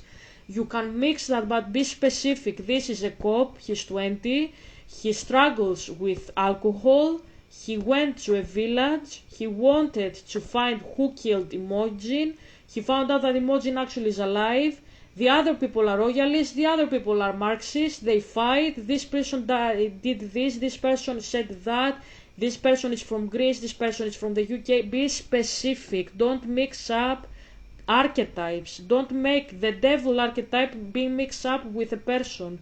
It creates confusion. Usually authors mix up not deities, as I have noticed. They don't make a Yahweh archetype and they infuse Zeus into him. No, usually they mix a human, let's say Jerusalem, with the devil, with Zeus. They mix people with spirit. And that's where confusion starts, because you see a very perfect person, like Antigone, that's Yahweh with prophet, and then you have a very fallen angel person, like Tom Riddle. He's evil by nature, and he never has the choice to repent, but you sympathize because he's human. You have devil and person, false prophet and person in the same sentence. You have to be specific in these things. You have to specify this is a person, this is a spirit, this is the archetype of Christ, this is the archetype of the prophet, and so on. Because if you don't, you create confusion. That's what I'm teaching today, okay? So Dumbledore clearly is understanding his opponent, and this is not so wise if you think it. If you don't value your enemy, then he might move against you when you least expect it. What am I teaching these days? That if you don't value your enemy, if you don't understand that Dr. Mama, where is Yasmin? I forget my Yasmin here. Where the fuck is Yasmin?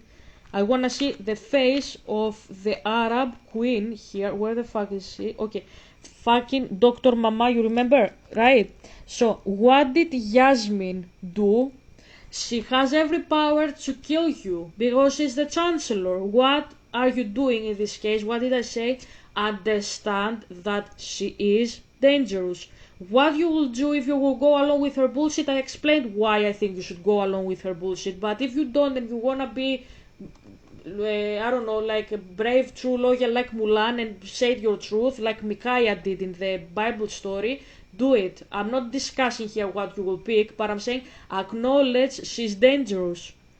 If you don't acknowledge that your enemy is dangerous even in his lowest part, that is when Saruman starts to deceive Gandalf and say bullshit, and Gimli and Theoden, and he's trying to bring them to agree with him and negotiate with him.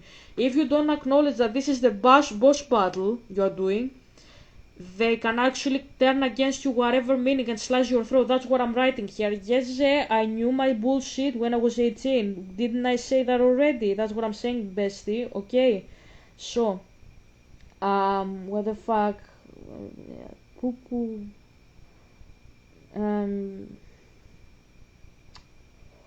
The fuck are you? What the fuck are you? Where the fuck are you? Oh. Okay, he's placed by Iluvatar. He cannot do. This is the exact opposite of what he actually is not doing. What he could do. What the fuck? The death, not the death. Yeah, I found it. So, that's what I'm saying when I say that he didn't teach him, as I said, love. He had to teach him love first and then say I didn't do the correct thing. Like, have human attributes. You are mixing a demon with a person, a god with a person. That creates confusion. You have to be specific. So, Dumbledore clearly is underestimating his opponent, and this is not so wise if you think it. If you don't value your enemy, then he might move against you when you least expect it. And I would also say that morally, for your own soul, it is not good to feel superior. I'm explaining from my experience as a mystic here. Don't be an asshole, don't feel arrogant. That's what I'm saying. The next point is their death. Both of their deaths were meant to show off the sacrifice that Jesus did for the greater good. Okay, I rather say a different version for the Dumbledore boy, because we'll explain. Gandalf indeed is showing off the death. Jesus died for the greater good. When the Balrog approaches, he screams, "You shall not pass," as the memes say, and fights him. The Balrogs were also Maiars, corrupted as Sauron was by Morgoth. I don't really remember the stories with the background of the Balrogs and shit. I have forgotten them. It's been years, okay? By confronting him, Gandalf was like, "You will not attack my companion. They are not your equal. I am your equal. Fight me." Exactly. So what Jesus did in the cross, he was like, "You won't gonna fight my child. My child is a human. I am a deity. I am a spirit. I am a spirit. You will fight me as a spirit." What did Ese do in the story? He outcast, created the bubble of the time, and he attacked Ese. Because he is a spirit, and this is the same thing that Ese is. She is a spirit, but when she touched the ball, she expanded it, and she showed that she is outside of time. She created the time. She is the immovable moving entity that I was inspired by Aristotle. She is attacking a spirit as a spirit, because the outcast wanted to bind in time a human, the people that she created. But when he tries to attack Ese, that's the correct order, because he is a spirit. He has to go with his rank, the spirit. And my father, this is what he's doing. Are you gonna bind them in time? Why don't you do that with me? You are a spirit like I am. Even though he is a creature, he is a spirit. That's what I'm saying.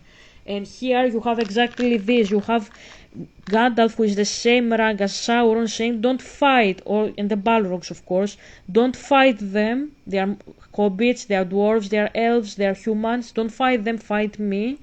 You will not attack my companion. They are not your equal. I am your equal. Fight me."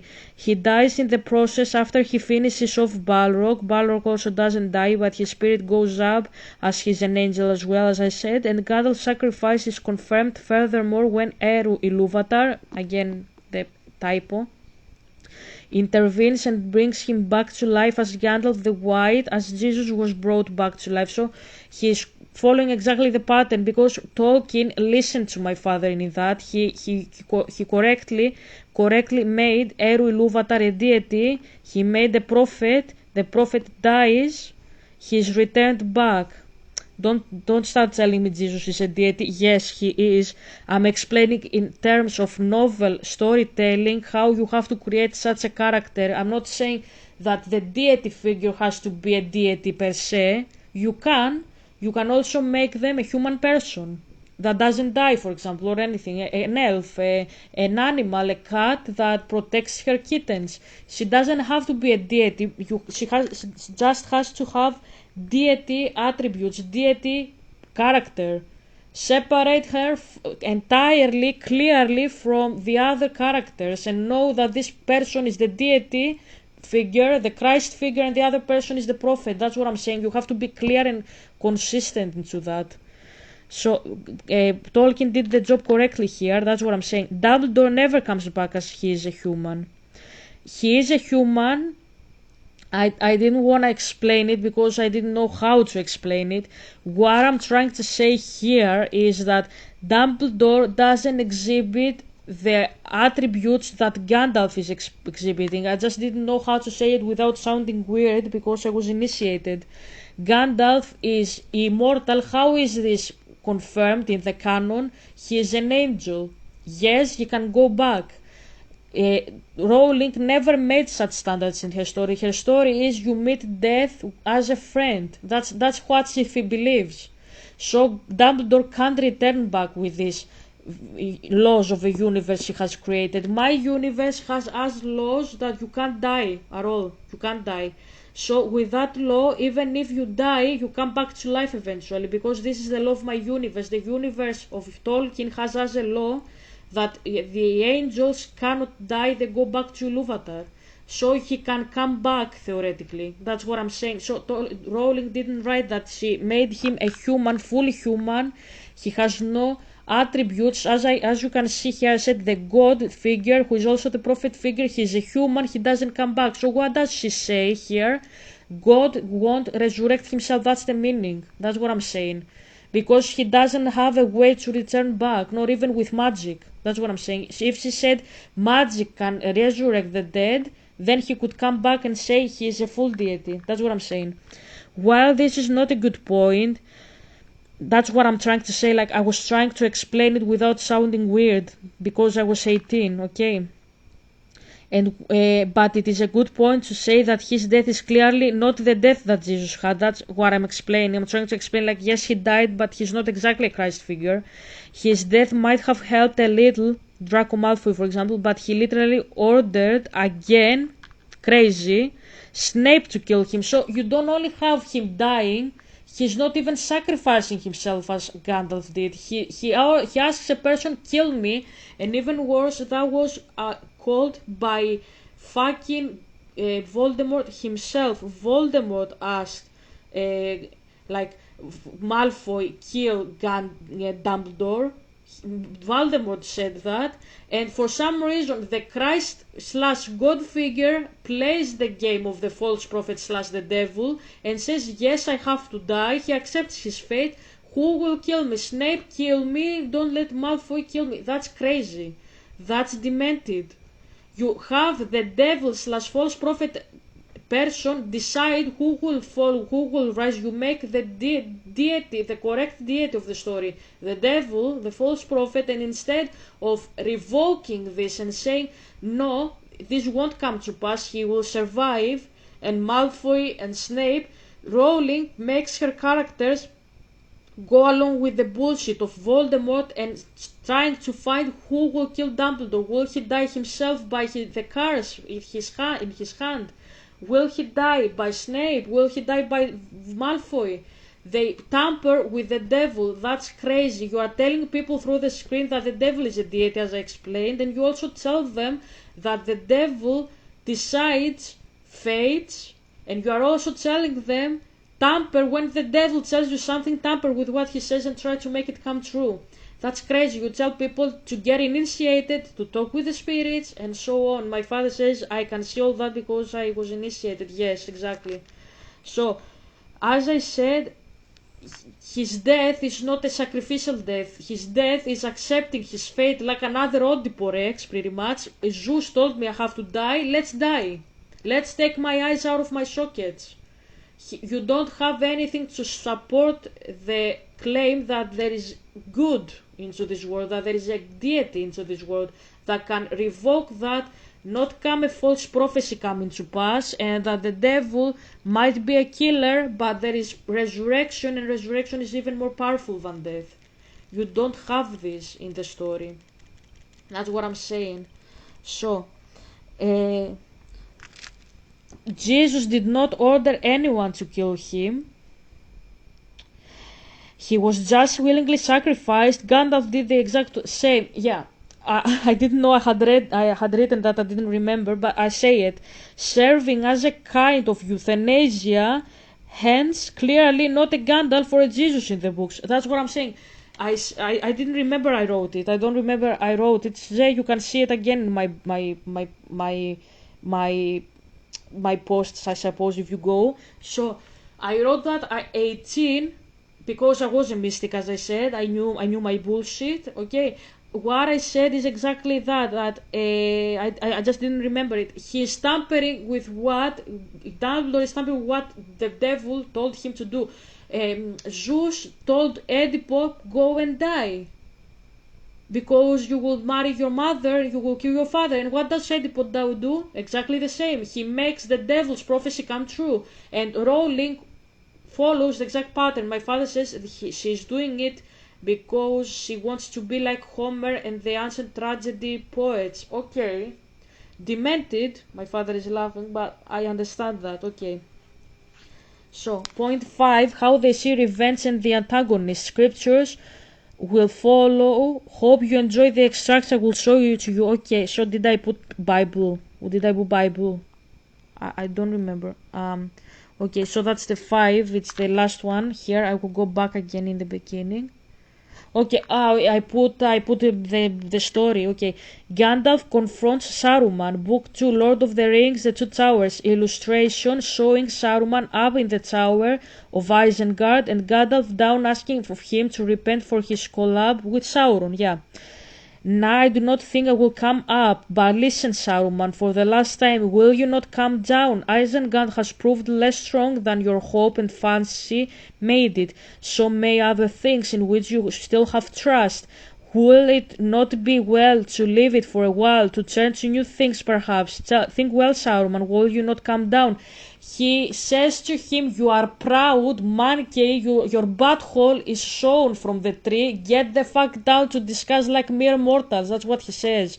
Get down. You have put your trust in people, in fake, idle idols. That's what it says. So, don't believe in the demons, believe in the true God who is quick to give his servant his rewards, his eternal crown. That's what I'm saying, right? So Gandalf asks him to repent. I explain. Saruman is a villain, vilified by his own actions, yet Gandalf asks him to be good again. What do you have? You have the prophet prophesizing. That's what I'm saying. The prophet's job is to say, repent, repent, turn back to God, repent, repent, repent. Why did I know that? Because I was a mystic, because I was a prophet in the making. I was trying to become a Moses. That's September 2019, 2019. So I was trying to be a prophet. I was called into prophethood the next month, like properly, like I watched the movie of Prince of Egypt and I said, okay, I'm doing that, but now I am doing the tutorial pretty much. And when I say tutorial, no, that's not me learning knowledge. I am me like doing a practice of my knowledge, because I passed 2 years as a mystic. Now I'm trying to become a prophet because I have forsaken mysticism, abandoned it, and I'm trying to become a prophet now, and I'm just exercising what I have learned from the dark side to use it for the good side, like expose the darkness that I was involved into pretty much without knowing. That's what I'm saying. Okay, so what you have here is a prophet saying repent. That's what I'm doing. Okay, Saruman does not, though. He is too much consumed with pride to do such a thing as to humiliate himself and repent, because he says, a shadow passed over Saruman's face. Then it went deathly white. Before he could conceal it, they saw through the mask the anguish of a mind in doubt, loathing to stay and dreading to leave its refuge. For a second he hesitated, and no one breathed. Then he spoke, and his voice was shrill and cold. Pride and hate were conquering him. That's the pride. He has to humiliate himself and expose his bullshit that he's actually with the wrong people. He has put his trust in the idols. He has chosen a fake god, and he has to repent for his bullshit, and he doesn't want to do that. He doesn't want to come down. He wants Gandalf to be corrupted and go up, and we can see his butthole as we did with Saruman all this time. You get what I mean? So, by telling him to come down, Gandalf means it also metaphorically. Saruman is consumed up high with pride. I didn't know I had written it. By getting down, he is humiliated, he is humanized, let's say. He has to come down. So, Helga, Mystic, 2019, 18 years old. Yeah. I do your job since I was 16. I started it when I was 15, to be fair. Since I was 16, I'm a professional. I'm doing this job professionally for fucking 7 years. Fuck my life, almost 10 years I'm doing this job. So I know them like the palm of my hand. I have experience with working with the gods before that.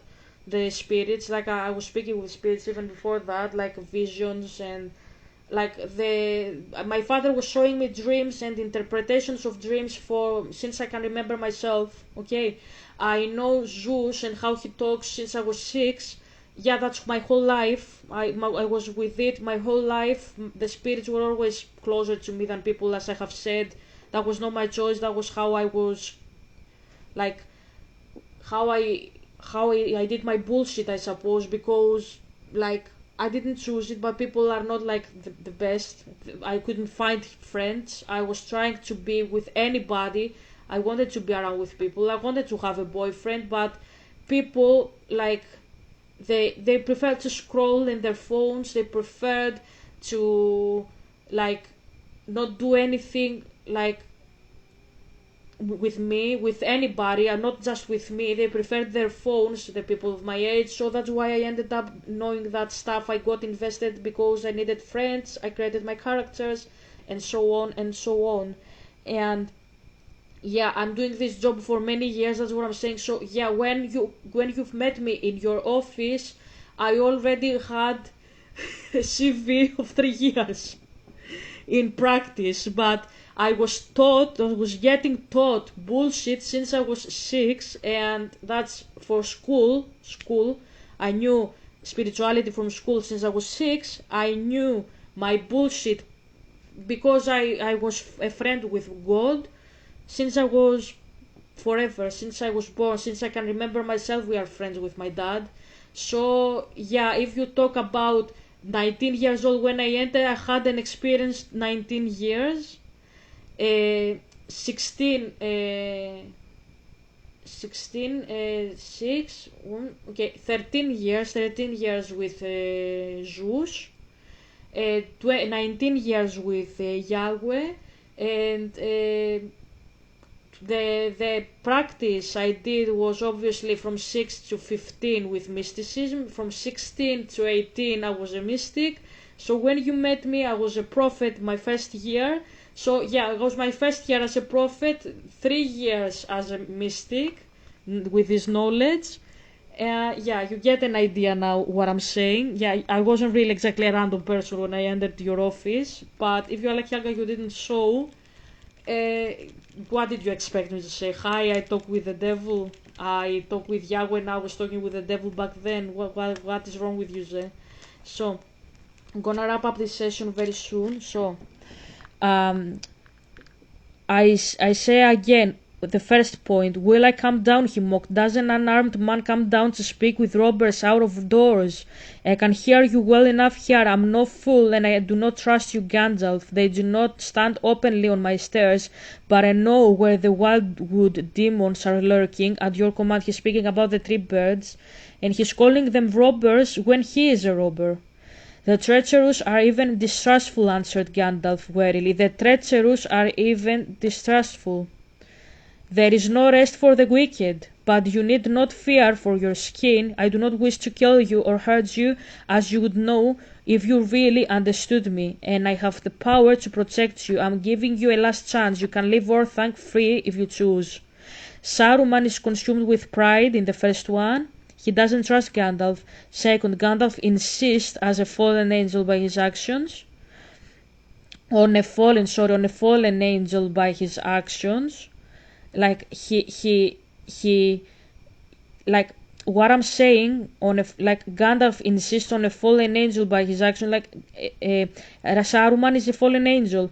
Gandalf insists. He doesn't back up. He doesn't tell him, okay, I will do as you say. No, he tells me, no, you will do as I say, because this is the moral manner to do it, right?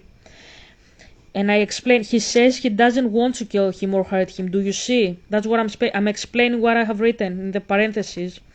If he knew, he says, he would get it. Gandalf means that Saruman has to trust him, and he doesn't, because he is with the bad ones now. By saying I give you a last chance and I have the power to protect you, it reminds of the power of Jesus Christ's love. He wants his children back to him, and he will offer the hand as many times as it is needed, but it is up to his kids to choose to abide by him. You have the free will. That's what I'm saying. So I didn't remember what I was saying. I'm just reading it with you. Saruman was a mire that Sauron corrupted. He was therefore corrupted, being firstly good, and he fell because of his pride, because of his actions. But Gandalf offers him 3 times the chance to change it, the opportunity to alter his fate. And now I'm speaking about Dumbledore. I won't speak for Dumbledore today because I get tired, but I will discuss Dumbledore's choices tomorrow in part 3. Today we're gonna wrap up the video that we are discussing, so we will hear the video as I'm playing, and if I have anything to explain. Friendship would profit us both alike. Sorry about that. So if I find something that I have to explain myself, because I showed experts in my Greek accent in my Instagram. I didn't read the entire book. I only showed some paragraphs for the sake of comparing Gandalf with the Dumbledore, Tom Riddle with Saruman.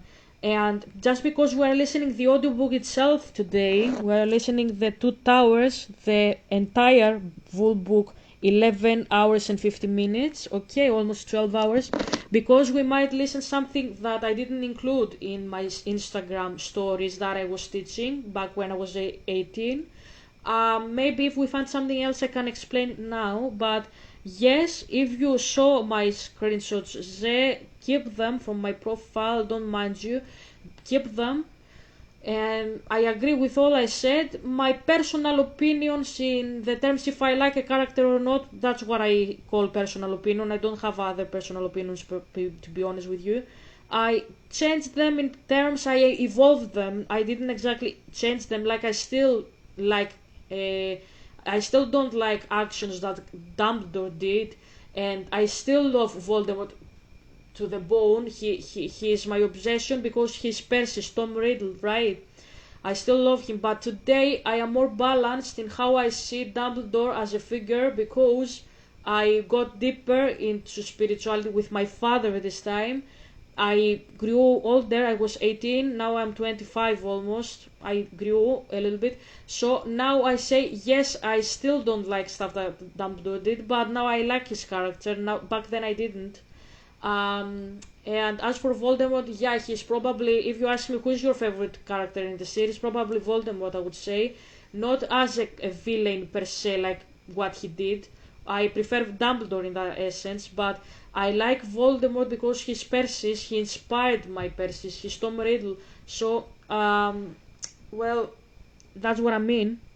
You get what I mean? I still have the same opinions. My teachings are not to be like uh, like confused with my opinions. An opinion, you can have an opinion, that's irrelevant. But my teachings are not my opinions. My teachings are my teachings. It's something that doesn't change because you grow older. Except if you are a person, fallen angel like Saruman, you are with Yahweh, and Stanley, you are with Sauron. You get what I mean? That's what I mean. So, let's go. Oh, ill will, and even now I bear none, though you return to me in the company of the violent and the ignorant. How should I? Are we not both members of a high and ancient order, Yeah. most excellent in Middle-earth? Our friendship would profit us both alike. Much we could still accomplish together to heal the disorders of the world. Let us understand one another and dismiss from thought these lesser folk. I like so much how he's reading it. Dude, if you ever watch my video, you have 5,000 almost subscribers. You are Glenn Keys. I shouted out your video anyways from my previous part 1 video series, okay? Bro, you have the best reading skills. I don't know, like I feel like I actually imagine the guy by hearing your voice. You have spirit quality. My father is laughing. You are speaking like a spirit. Like I hear your voice and I imagine how your face looks like. You are, bro. You need a prize for that. You need an award. You're amazing. Absolutely. Borio, you found a new 3D model. Check it out at the museum. Okay. Them wait on our decisions. For the common good, I am willing to redress the past and to receive you. Will you not consult with me? Will you not come up? So great was the power that Saruman exerted in this last effort that none that stood within hearing were unmoved. But now the spell was wholly different. They heard the gentle remonstrance of a kindly king with an erring but much loved minister. Potty mouth, you found a new tarot. Check it out at the museum. Okay. Let's go back. Come up. So great was the power that Saruman exerted in this last effort that none that stood within hearing were unmoved. But now the spell was wholly different. They heard the gentle remonstrance of a kindly king with an erring but much loved minister. But they were shut out. That's how he sounds. Because I don't know how to describe it. Honestly, I don't know how to describe it. Like he's the king with an erring minister because he's taunting Gandalf. That's what I said, didn't I say it? He's taunting Gandalf. He's telling him that you are wise, but you aren't in a good company. Why don't you come with me? So that is taunting him. He doesn't respect him. He is taunting him that he is not in a good company. You know what I'm saying? That's what I'm saying. It's like him telling Gandalf that he's not good enough, pretty much. That's why I say you shouldn't buy this bullshit, because it shows he's not working for you. If he was working for you, he wouldn't speak like that about your people. He would say, let's come here, see how we can save the things that Sauron tried to take from us. Let's be clever this time. I made a mistake, I repent. Let's put it that way. Let's see how we can save now the course of the war. He doesn't. He wants Gandalf to be corrupted so that they fight both for Sauron. That's all he does. That's all he does, right? So that's why it says the minister that is erring, right? The minister that is erring. But now the spell was wholly different. They heard the gentle remonstrance of a kindly king with an erring but much loved minister. But they were much loving minister. Yeah, he is a good minister, as I said, loving. Like Gandalf is a good guy, but he's erring, right? What is the sentence? Sorry. But now the spell was wholly different. They heard the gentle remonstrance of a kindly king with an erring but much loved minister. Yeah, loved. Very similar to what I said. So Gandalf is good and loved, right? It's the same thing. It's the same thing. He's a good guy. He's loved lovingly himself, but he's erring. He has to correct his bullshit. That's what it says. That's what it says there, Ze. And why you shouldn't buy the bullshit? Because if you buy the bullshit, the bullshit, Sauron will join again forces with fucking Saruman and they are cooked. And you don't want that. You don't want that. Because he says you did something wrong. What does Zeus do, Zed? What did I say the other day? When Zeus gets to meet you, what does he do? What did Sarah say? She's putting a mirror. Hecate is putting a mirror and you see your bullshit. Right? So, Ze, are you gonna listen to a person who says you are good but not good enough? No. No. That's not a good company. You don't wanna be with that person. This person is deceitful. He's trying to say, look, you are good, you are not good enough. If you come with me, I will help you become the better version of yourself.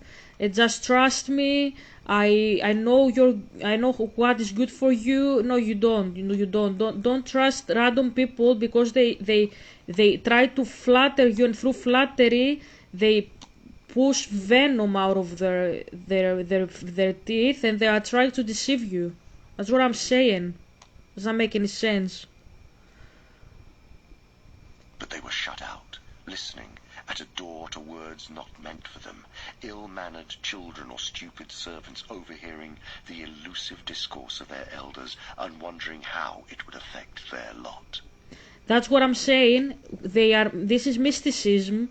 When you are initiated, not everybody is allowed to access the knowledge. Only certain people. The other people are what did he say? Listening at a door to words not meant for them. Not meant for them. These words are not meant for them. This is mysticism, right? Ill-mannered children or stupid servants. Ill-mannered children or stupid servants. Exactly. That's how you are supposed to feel if you are not initiated. Overhearing the elusive discourse of their elders and what. Overhearing the elusive discourse of their elders. Exactly. Because this is what mysticism is all about. It makes you feel that you are untouchable and the others are stupid. It's creating a bubble where you are a holy person, the others are not, and that's blasphemous and abominable for my dad. And he says thank you. He says thank you. I say, go away from me. In Isaiah, you are holier than me. This is fire in my nostrils. Yes, exactly. That's what I'm referring. He says I know. Wondering how it would affect their lot. Yeah, how it would affect them. Mold these two meant for them. Ill-mannered children or stupid servants overhearing the elusive discourse of their elders and wondering how it would affect their lot. Of loftier mold these two were made, reverend and wise. It was inevitable that they should make alliance. Gandalf would ascend in loftier mold these two were made, reverend and wise. It was. They are both wise. They say they are of the equal status because they are angels, right? And they say now what they say. Inevitable that they should make alliance. Gandalf would ascend into the tower to discuss deep things beyond their comprehension in the high chambers of Orthanc. That's the deepest part of mysticism. You have two people who have spiritual authority. What are they doing? What are they doing? They think they are the best thing in the world, and that's bullshit. That's bullshit. That's why I am here. I'm calling you for bullshit. They think. I'm not saying that Gandalf thinks that. I'm just explaining here that what you read in the book here is these people think we are stupid. Gandalf will go up and discuss deep stuff because he's an angel with the other angel, and we are cooked. And who knows what he will say about us or about our cause, because he is now with his own rank. They think that Gandalf will dump them, that Gandalf is like arrogant. He will be arrogant himself. You get what I mean? So what the story shows here is that Gandalf will not do that. He won't go in the high Orthanc, in the deep chambers, dark chambers, and discuss about things that they can't comprehend. He is not a full of pride person, an arrogant person, but they are afraid and they have right to do so, because this is what mysticism is all about. If you are initiated, you are expected to be proud, full of pride and arrogance. And my father says, yes, Helga, okay, this is why Zeus never liked me. I was never proud. I was always humble. That's what I did. You get what I mean? I never spoke about the things that he was teaching me to exclude myself and pretend that I know everything. No, I tried to illuminate people always since I initiated myself. That's what I did with my friend that lost her brother and all that crap. You get what I mean? I always did that. The door would be closed, and they would be left outside, dismissed to await allotted work or punishment. Exactly, that's what mysticism is. I don't deserve to be with you. Zed, don't you fear the same that you don't deserve to be with me because I am perfect and shit, and I say I'm not like that. That's what I'm telling you. I'm not thinking like that. I'm thinking like Gandalf. That's why I'm saying I'm Gandalf. I don't think like that. I don't think like that, baby. I'm not that person. If I was that person, I wouldn't be with Yahweh. My father is laughing. I would still be with Zeus. Zeus doesn't like me because I wasn't that type of person. I was humble. That's my problem. Even in the mind of Theoden, the thought took shape, like a shadow of doubt. He was afraid. He was afraid. He will betray us. He will go. We shall be lost. Then Gandalf laughed. The fantasy vanished like a puff of smoke.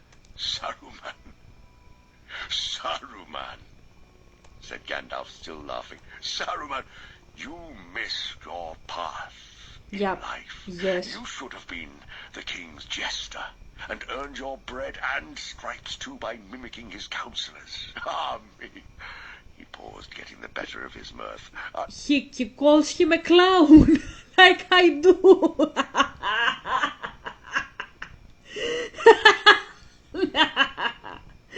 He calls him a clown because that's what he is. You should be the jester of the king. You should be the jester of the king because you are a clown. You are a clown. What did he tell him, Zé? What exactly he tells him? He tells him there, you are a clown. You should be a jester. You should be a juggler. You should be like a Dumbo. You should be in a portable circus. That's what I'm saying. I didn't remember. I'm glad I remember now. I'm glad I remember the book. Because Saruman honestly thinks that he can deceive Gandalf by making Gandalf be proud in a single sentence. That's not a momentarily choice. It's every day. You build it up. So when you become 24, that's what I'm saying, and you have built up your choice to be humble, you can't turn overnight proud. If you are proud, you have worked hard for it. Trust me. It's a hard job, and you do it every day, working yourself. You can't just become like a Gandalf and you are humble and suddenly you say, okay, I switch sides like it is a switch. And Saruman doesn't understand that because he's corrupted. He doesn't see the right from left anymore. And Gandalf sees through him and he says, you are a clown. You are a clown. You think I died. I passed through fire and death. I died by the Balrog to save them. I discussed with Ilúvatar face to face, and I came back to save them, to become a juggler like you, and fight for Sauron and claim the ring and become proud. Now, you are in the wrong place, you are in the wrong building, you are in the orphan, you should be in a circus. That's what he says, and I agree with him. That's what I'm saying. Saruman, said Gandalf, still laughing. Saruman, you missed your path in life. You should have been the king's jester and earned your bread and stripes too by mimicking his counselors. Ah, me. He paused, getting the better of his mirth. Understand one another. Earn your bread by mimicking his counselors, mimicking Alkeos pretty much. Saruman, said Gandalf, still laughing. Saruman, you missed your path in life. You should have been the king's jester and earned your bread and stripes too by mimicking his counselors. Theme with no name too. You found a new soundtrack. Check it out at the museum. Ah, me. He paused, getting the better of his mirth. Understand one another. I fear I am beyond your comprehension, but you, Saruman, I understand now too well. You don't understand me, he says, but I understand you, that you are proud. And you are a clown. That's what he says. You are a clown. I see through you.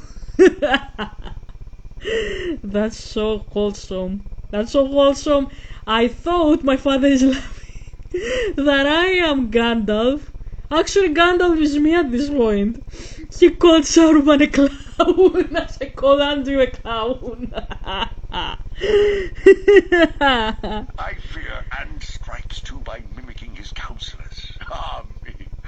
He paused, getting the better of his mirth. Understand one another. I fear I am beyond your comprehension, but you, Saruman, I understand now too well. I keep a clearer memory of your arguments and deeds than you suppose. When last I visited you, you were the jailer of Mordor, and there I was to be sent. Nay, the guest who has escaped from the roof will think twice before he comes back in by the door. Nay, I do not think I will come up, but listen, Saruman, for the last time, will you not come down? Sorry about that. Hey, Sorry about that. I had to charge the camera. It was gonna go off. Okay. So let's wrap up the session. So now we are finishing, and he says, "You killed me the previous time. Not that you imprisoned me. Sorry. Do you think I'm gonna come by the door? Like, do you think I'm stupid? Do you think I'm stupid? I didn't learn my lesson. Do I look like Willy Coyote?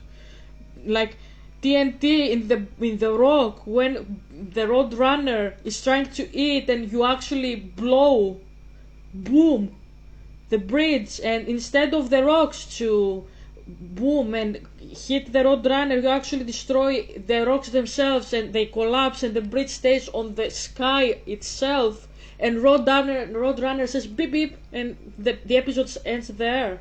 My father is laughing. He says, Looney Tunes theology. Yes, exactly. That's what I have to do. My father says, that's why I have taken you to do the job. Willy Coyote. He says, Coyote is a wolf, remember? Yes, that's what I'm saying.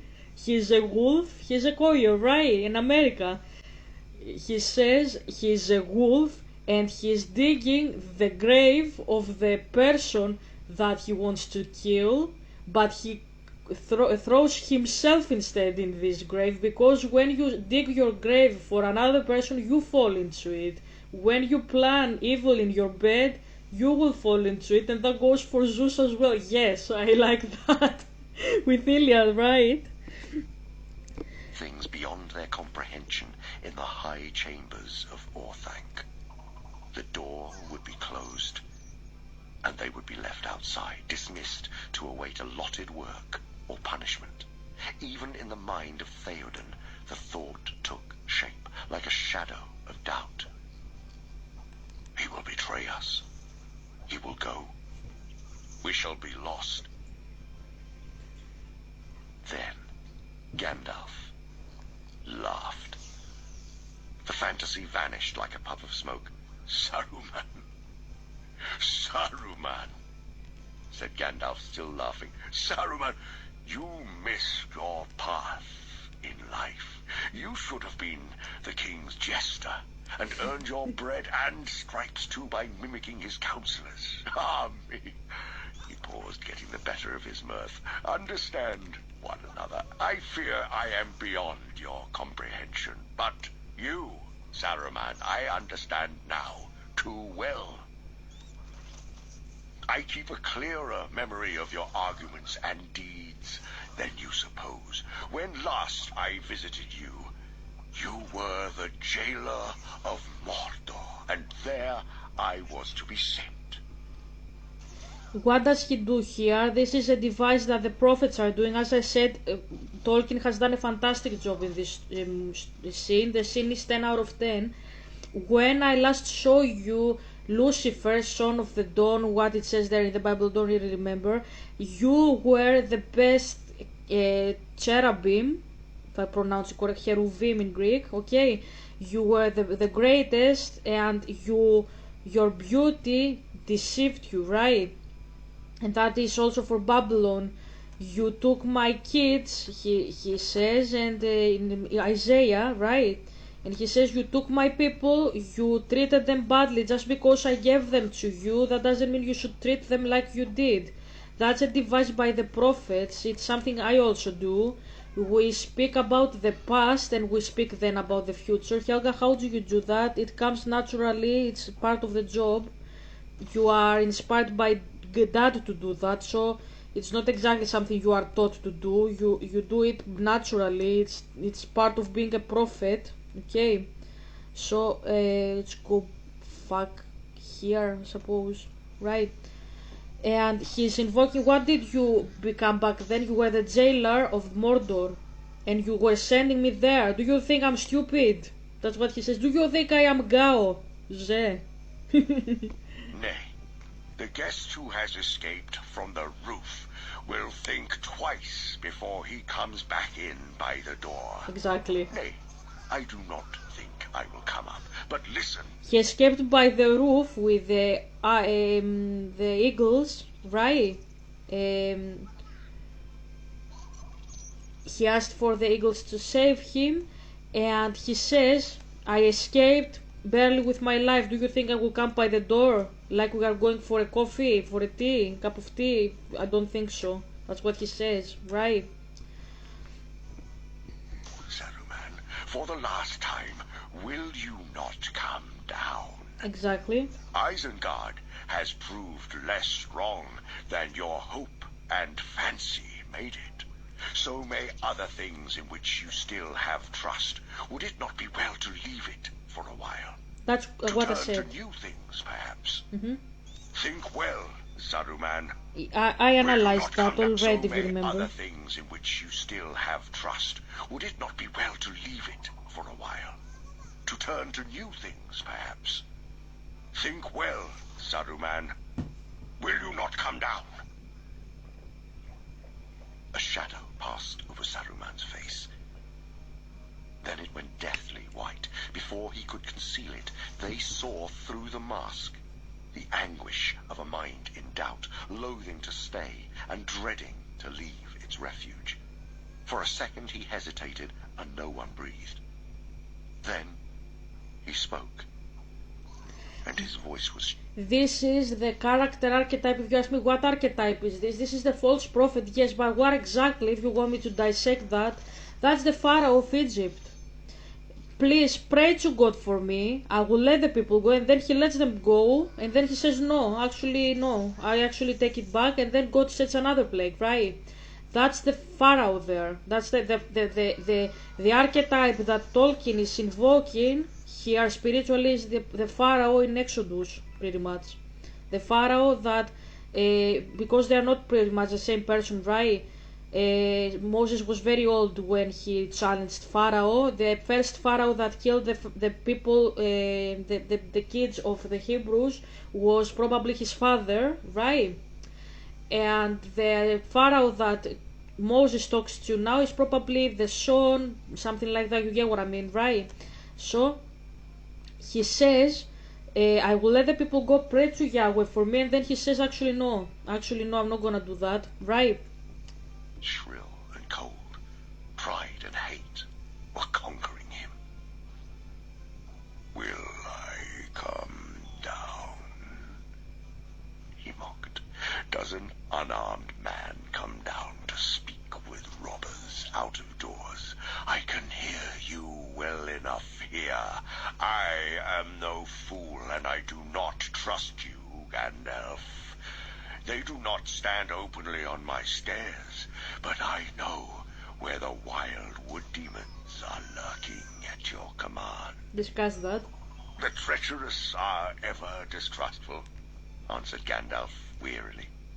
But you need not fear for your skin. I do not wish to kill you or hurt you, as you would know if you really understood me.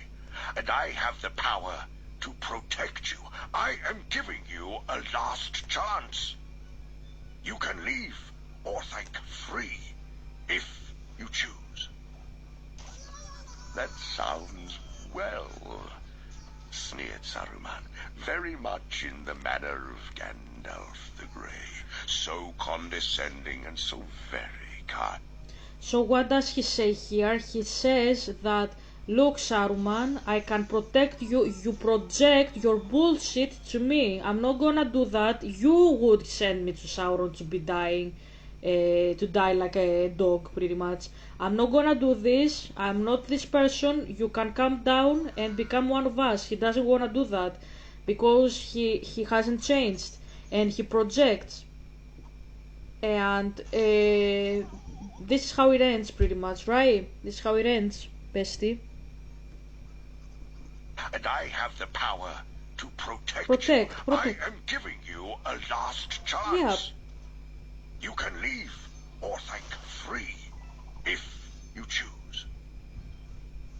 That sounds well, sneered Saruman, very much in the manner of Gandalf the Grey, so condescending and so very kind. I do not doubt that you would find Orthanc commodious and my departure convenient. But why should I wish to leave, and what do you mean by free? There are conditions, I presume. Yeah, he's projecting. Reasons for leaving you can see from your windows, answered Gandalf. Others will occur to your thought. Your servants are destroyed and scattered. Your neighbors you have made your enemies, and you have cheated your new master, or tried to do so. When his eye turns hither, it will be the red eye of wrath. But when I say free, I mean free. What does he say here? He says something that it is something you know when you are a mystic. When you are a mystic, Zeus is never satisfied with you. He is eventually gonna unleash his wrath on you, right? So I can tell you, like as I said, he's putting a mirror in front of you. Like if you abandon him, because I abandoned him, he gets very ugly with that, very very ugly. Like how ugly? Fuck my life. Does that count as a measurement? Does that count as a measurement? My father says I'm sorry about that, Helga. Like he's, you get that he's not apologizing. Like he didn't cause it. He says like he's sorry for how I feel. Does that make any sense? I don't know if that makes sense. Well, he says I am sorry because you think this is me, and I'm not me. Yeah, I know that. I know you don't have to explain yourself. Well, he becomes very irritated. He how dare you disobey your mother? That's how he becomes, pretty much. That's what I'm saying. Okay. So I fucked it up. I think I have fucked it up here this time. anyways. So he is like that, and now he says, Gandalf says, you have betrayed him, better come with us, I mean free, I will protect you from Sauron, because he's gonna get angry with you. And yeah, it's valid, you have to be protected by my dad, because if you betray him and you go back, if a virgin, say, in the ancient times, she was a virgin, let's put it that way, and she abandoned Zeus and Artemis and whatever, and she came back. Mary of Egypt, my father says you have seen the story, the biography, yeah. Mary of Egypt, she she was repenting 18 years. That's Zeus. He doesn't accept you back. You are done. You are blacklisted. That's what I'm saying, right? And I know that because he's angry with me as well with what I'm doing. So, what I'm saying here is Gandalf says, "Come with us. I'm gonna protect you as exactly I am with my dad." And Saruman is not that type of person. I'm not saying that if you are not with my dad is not gonna protect you anyways. Of course he will, but just explaining how you will feel it yourself. You will have the reassurance of my dad, whereas you will be protected with my dad in the other case, but you will feel exposed in the devil. You won't feel that my dad is protecting you. Not that he won't, he will, but that choice you will have, you won't experience that he's with you. You will feel that the devil is attacking you, pretty much. That's what I'm saying. Free from bond of chain or command, to go where you will, even to Mordor, Saruman, if you desire. But you will first surrender to me the key of Orthanc and your staff. They shall be pledges of your conduct, to be returned later if you merit them. Saruman's face grew livid, twisted with rage, and a red light was kindled in his eyes. He laughed wildly. "Later!" he cried, and his voice rose to a scream. "Later! Yes, when you also have the keys of Baladur itself, I suppose, and the crowns of 7 kings, and the rods of the 5 wizards, and have purchased yourself a pair of boots many sizes larger than those that you wear now. A modest plan, hardly one in which my help is needed." He's accusing Gandalf that he will be proud, that he will take even Sauron's tower, Barad-dûr, and he will take the staffs of all the wizards, as I said, the blue wizards, Radagast, Saruman, Gandalf, 5 wizards, and he will have boots larger than what he's wearing. He's projecting again, pretty much. "I have other things to boots, many sizes larger than those that you wear now. A modest plan, hardly one in which my help is needed. I have other things to do. Do not be a fool if you wish to treat with me while you have a chance. Go away and come back when you are sober, and leave behind these cutthroats and small ragtag that dangle at your tail. Good day." He thinks he can escape. And left the balcony. "Come back, Saruman," said Gandalf in a commanding voice. To the amazement of the others, Saruman turned again, and as if dragged against his will, he came slowly back to the iron rail, leaning on it, breathing. Because this shows that if you have faith, that you can move mountains. That's the meaning of it, right? Hard. His face was lined and shrunken. His hand clutched his heavy black staff like a claw. That's what my father says. Even if we are apart, I will always be with you. You are braver than you think, smarter than you seem,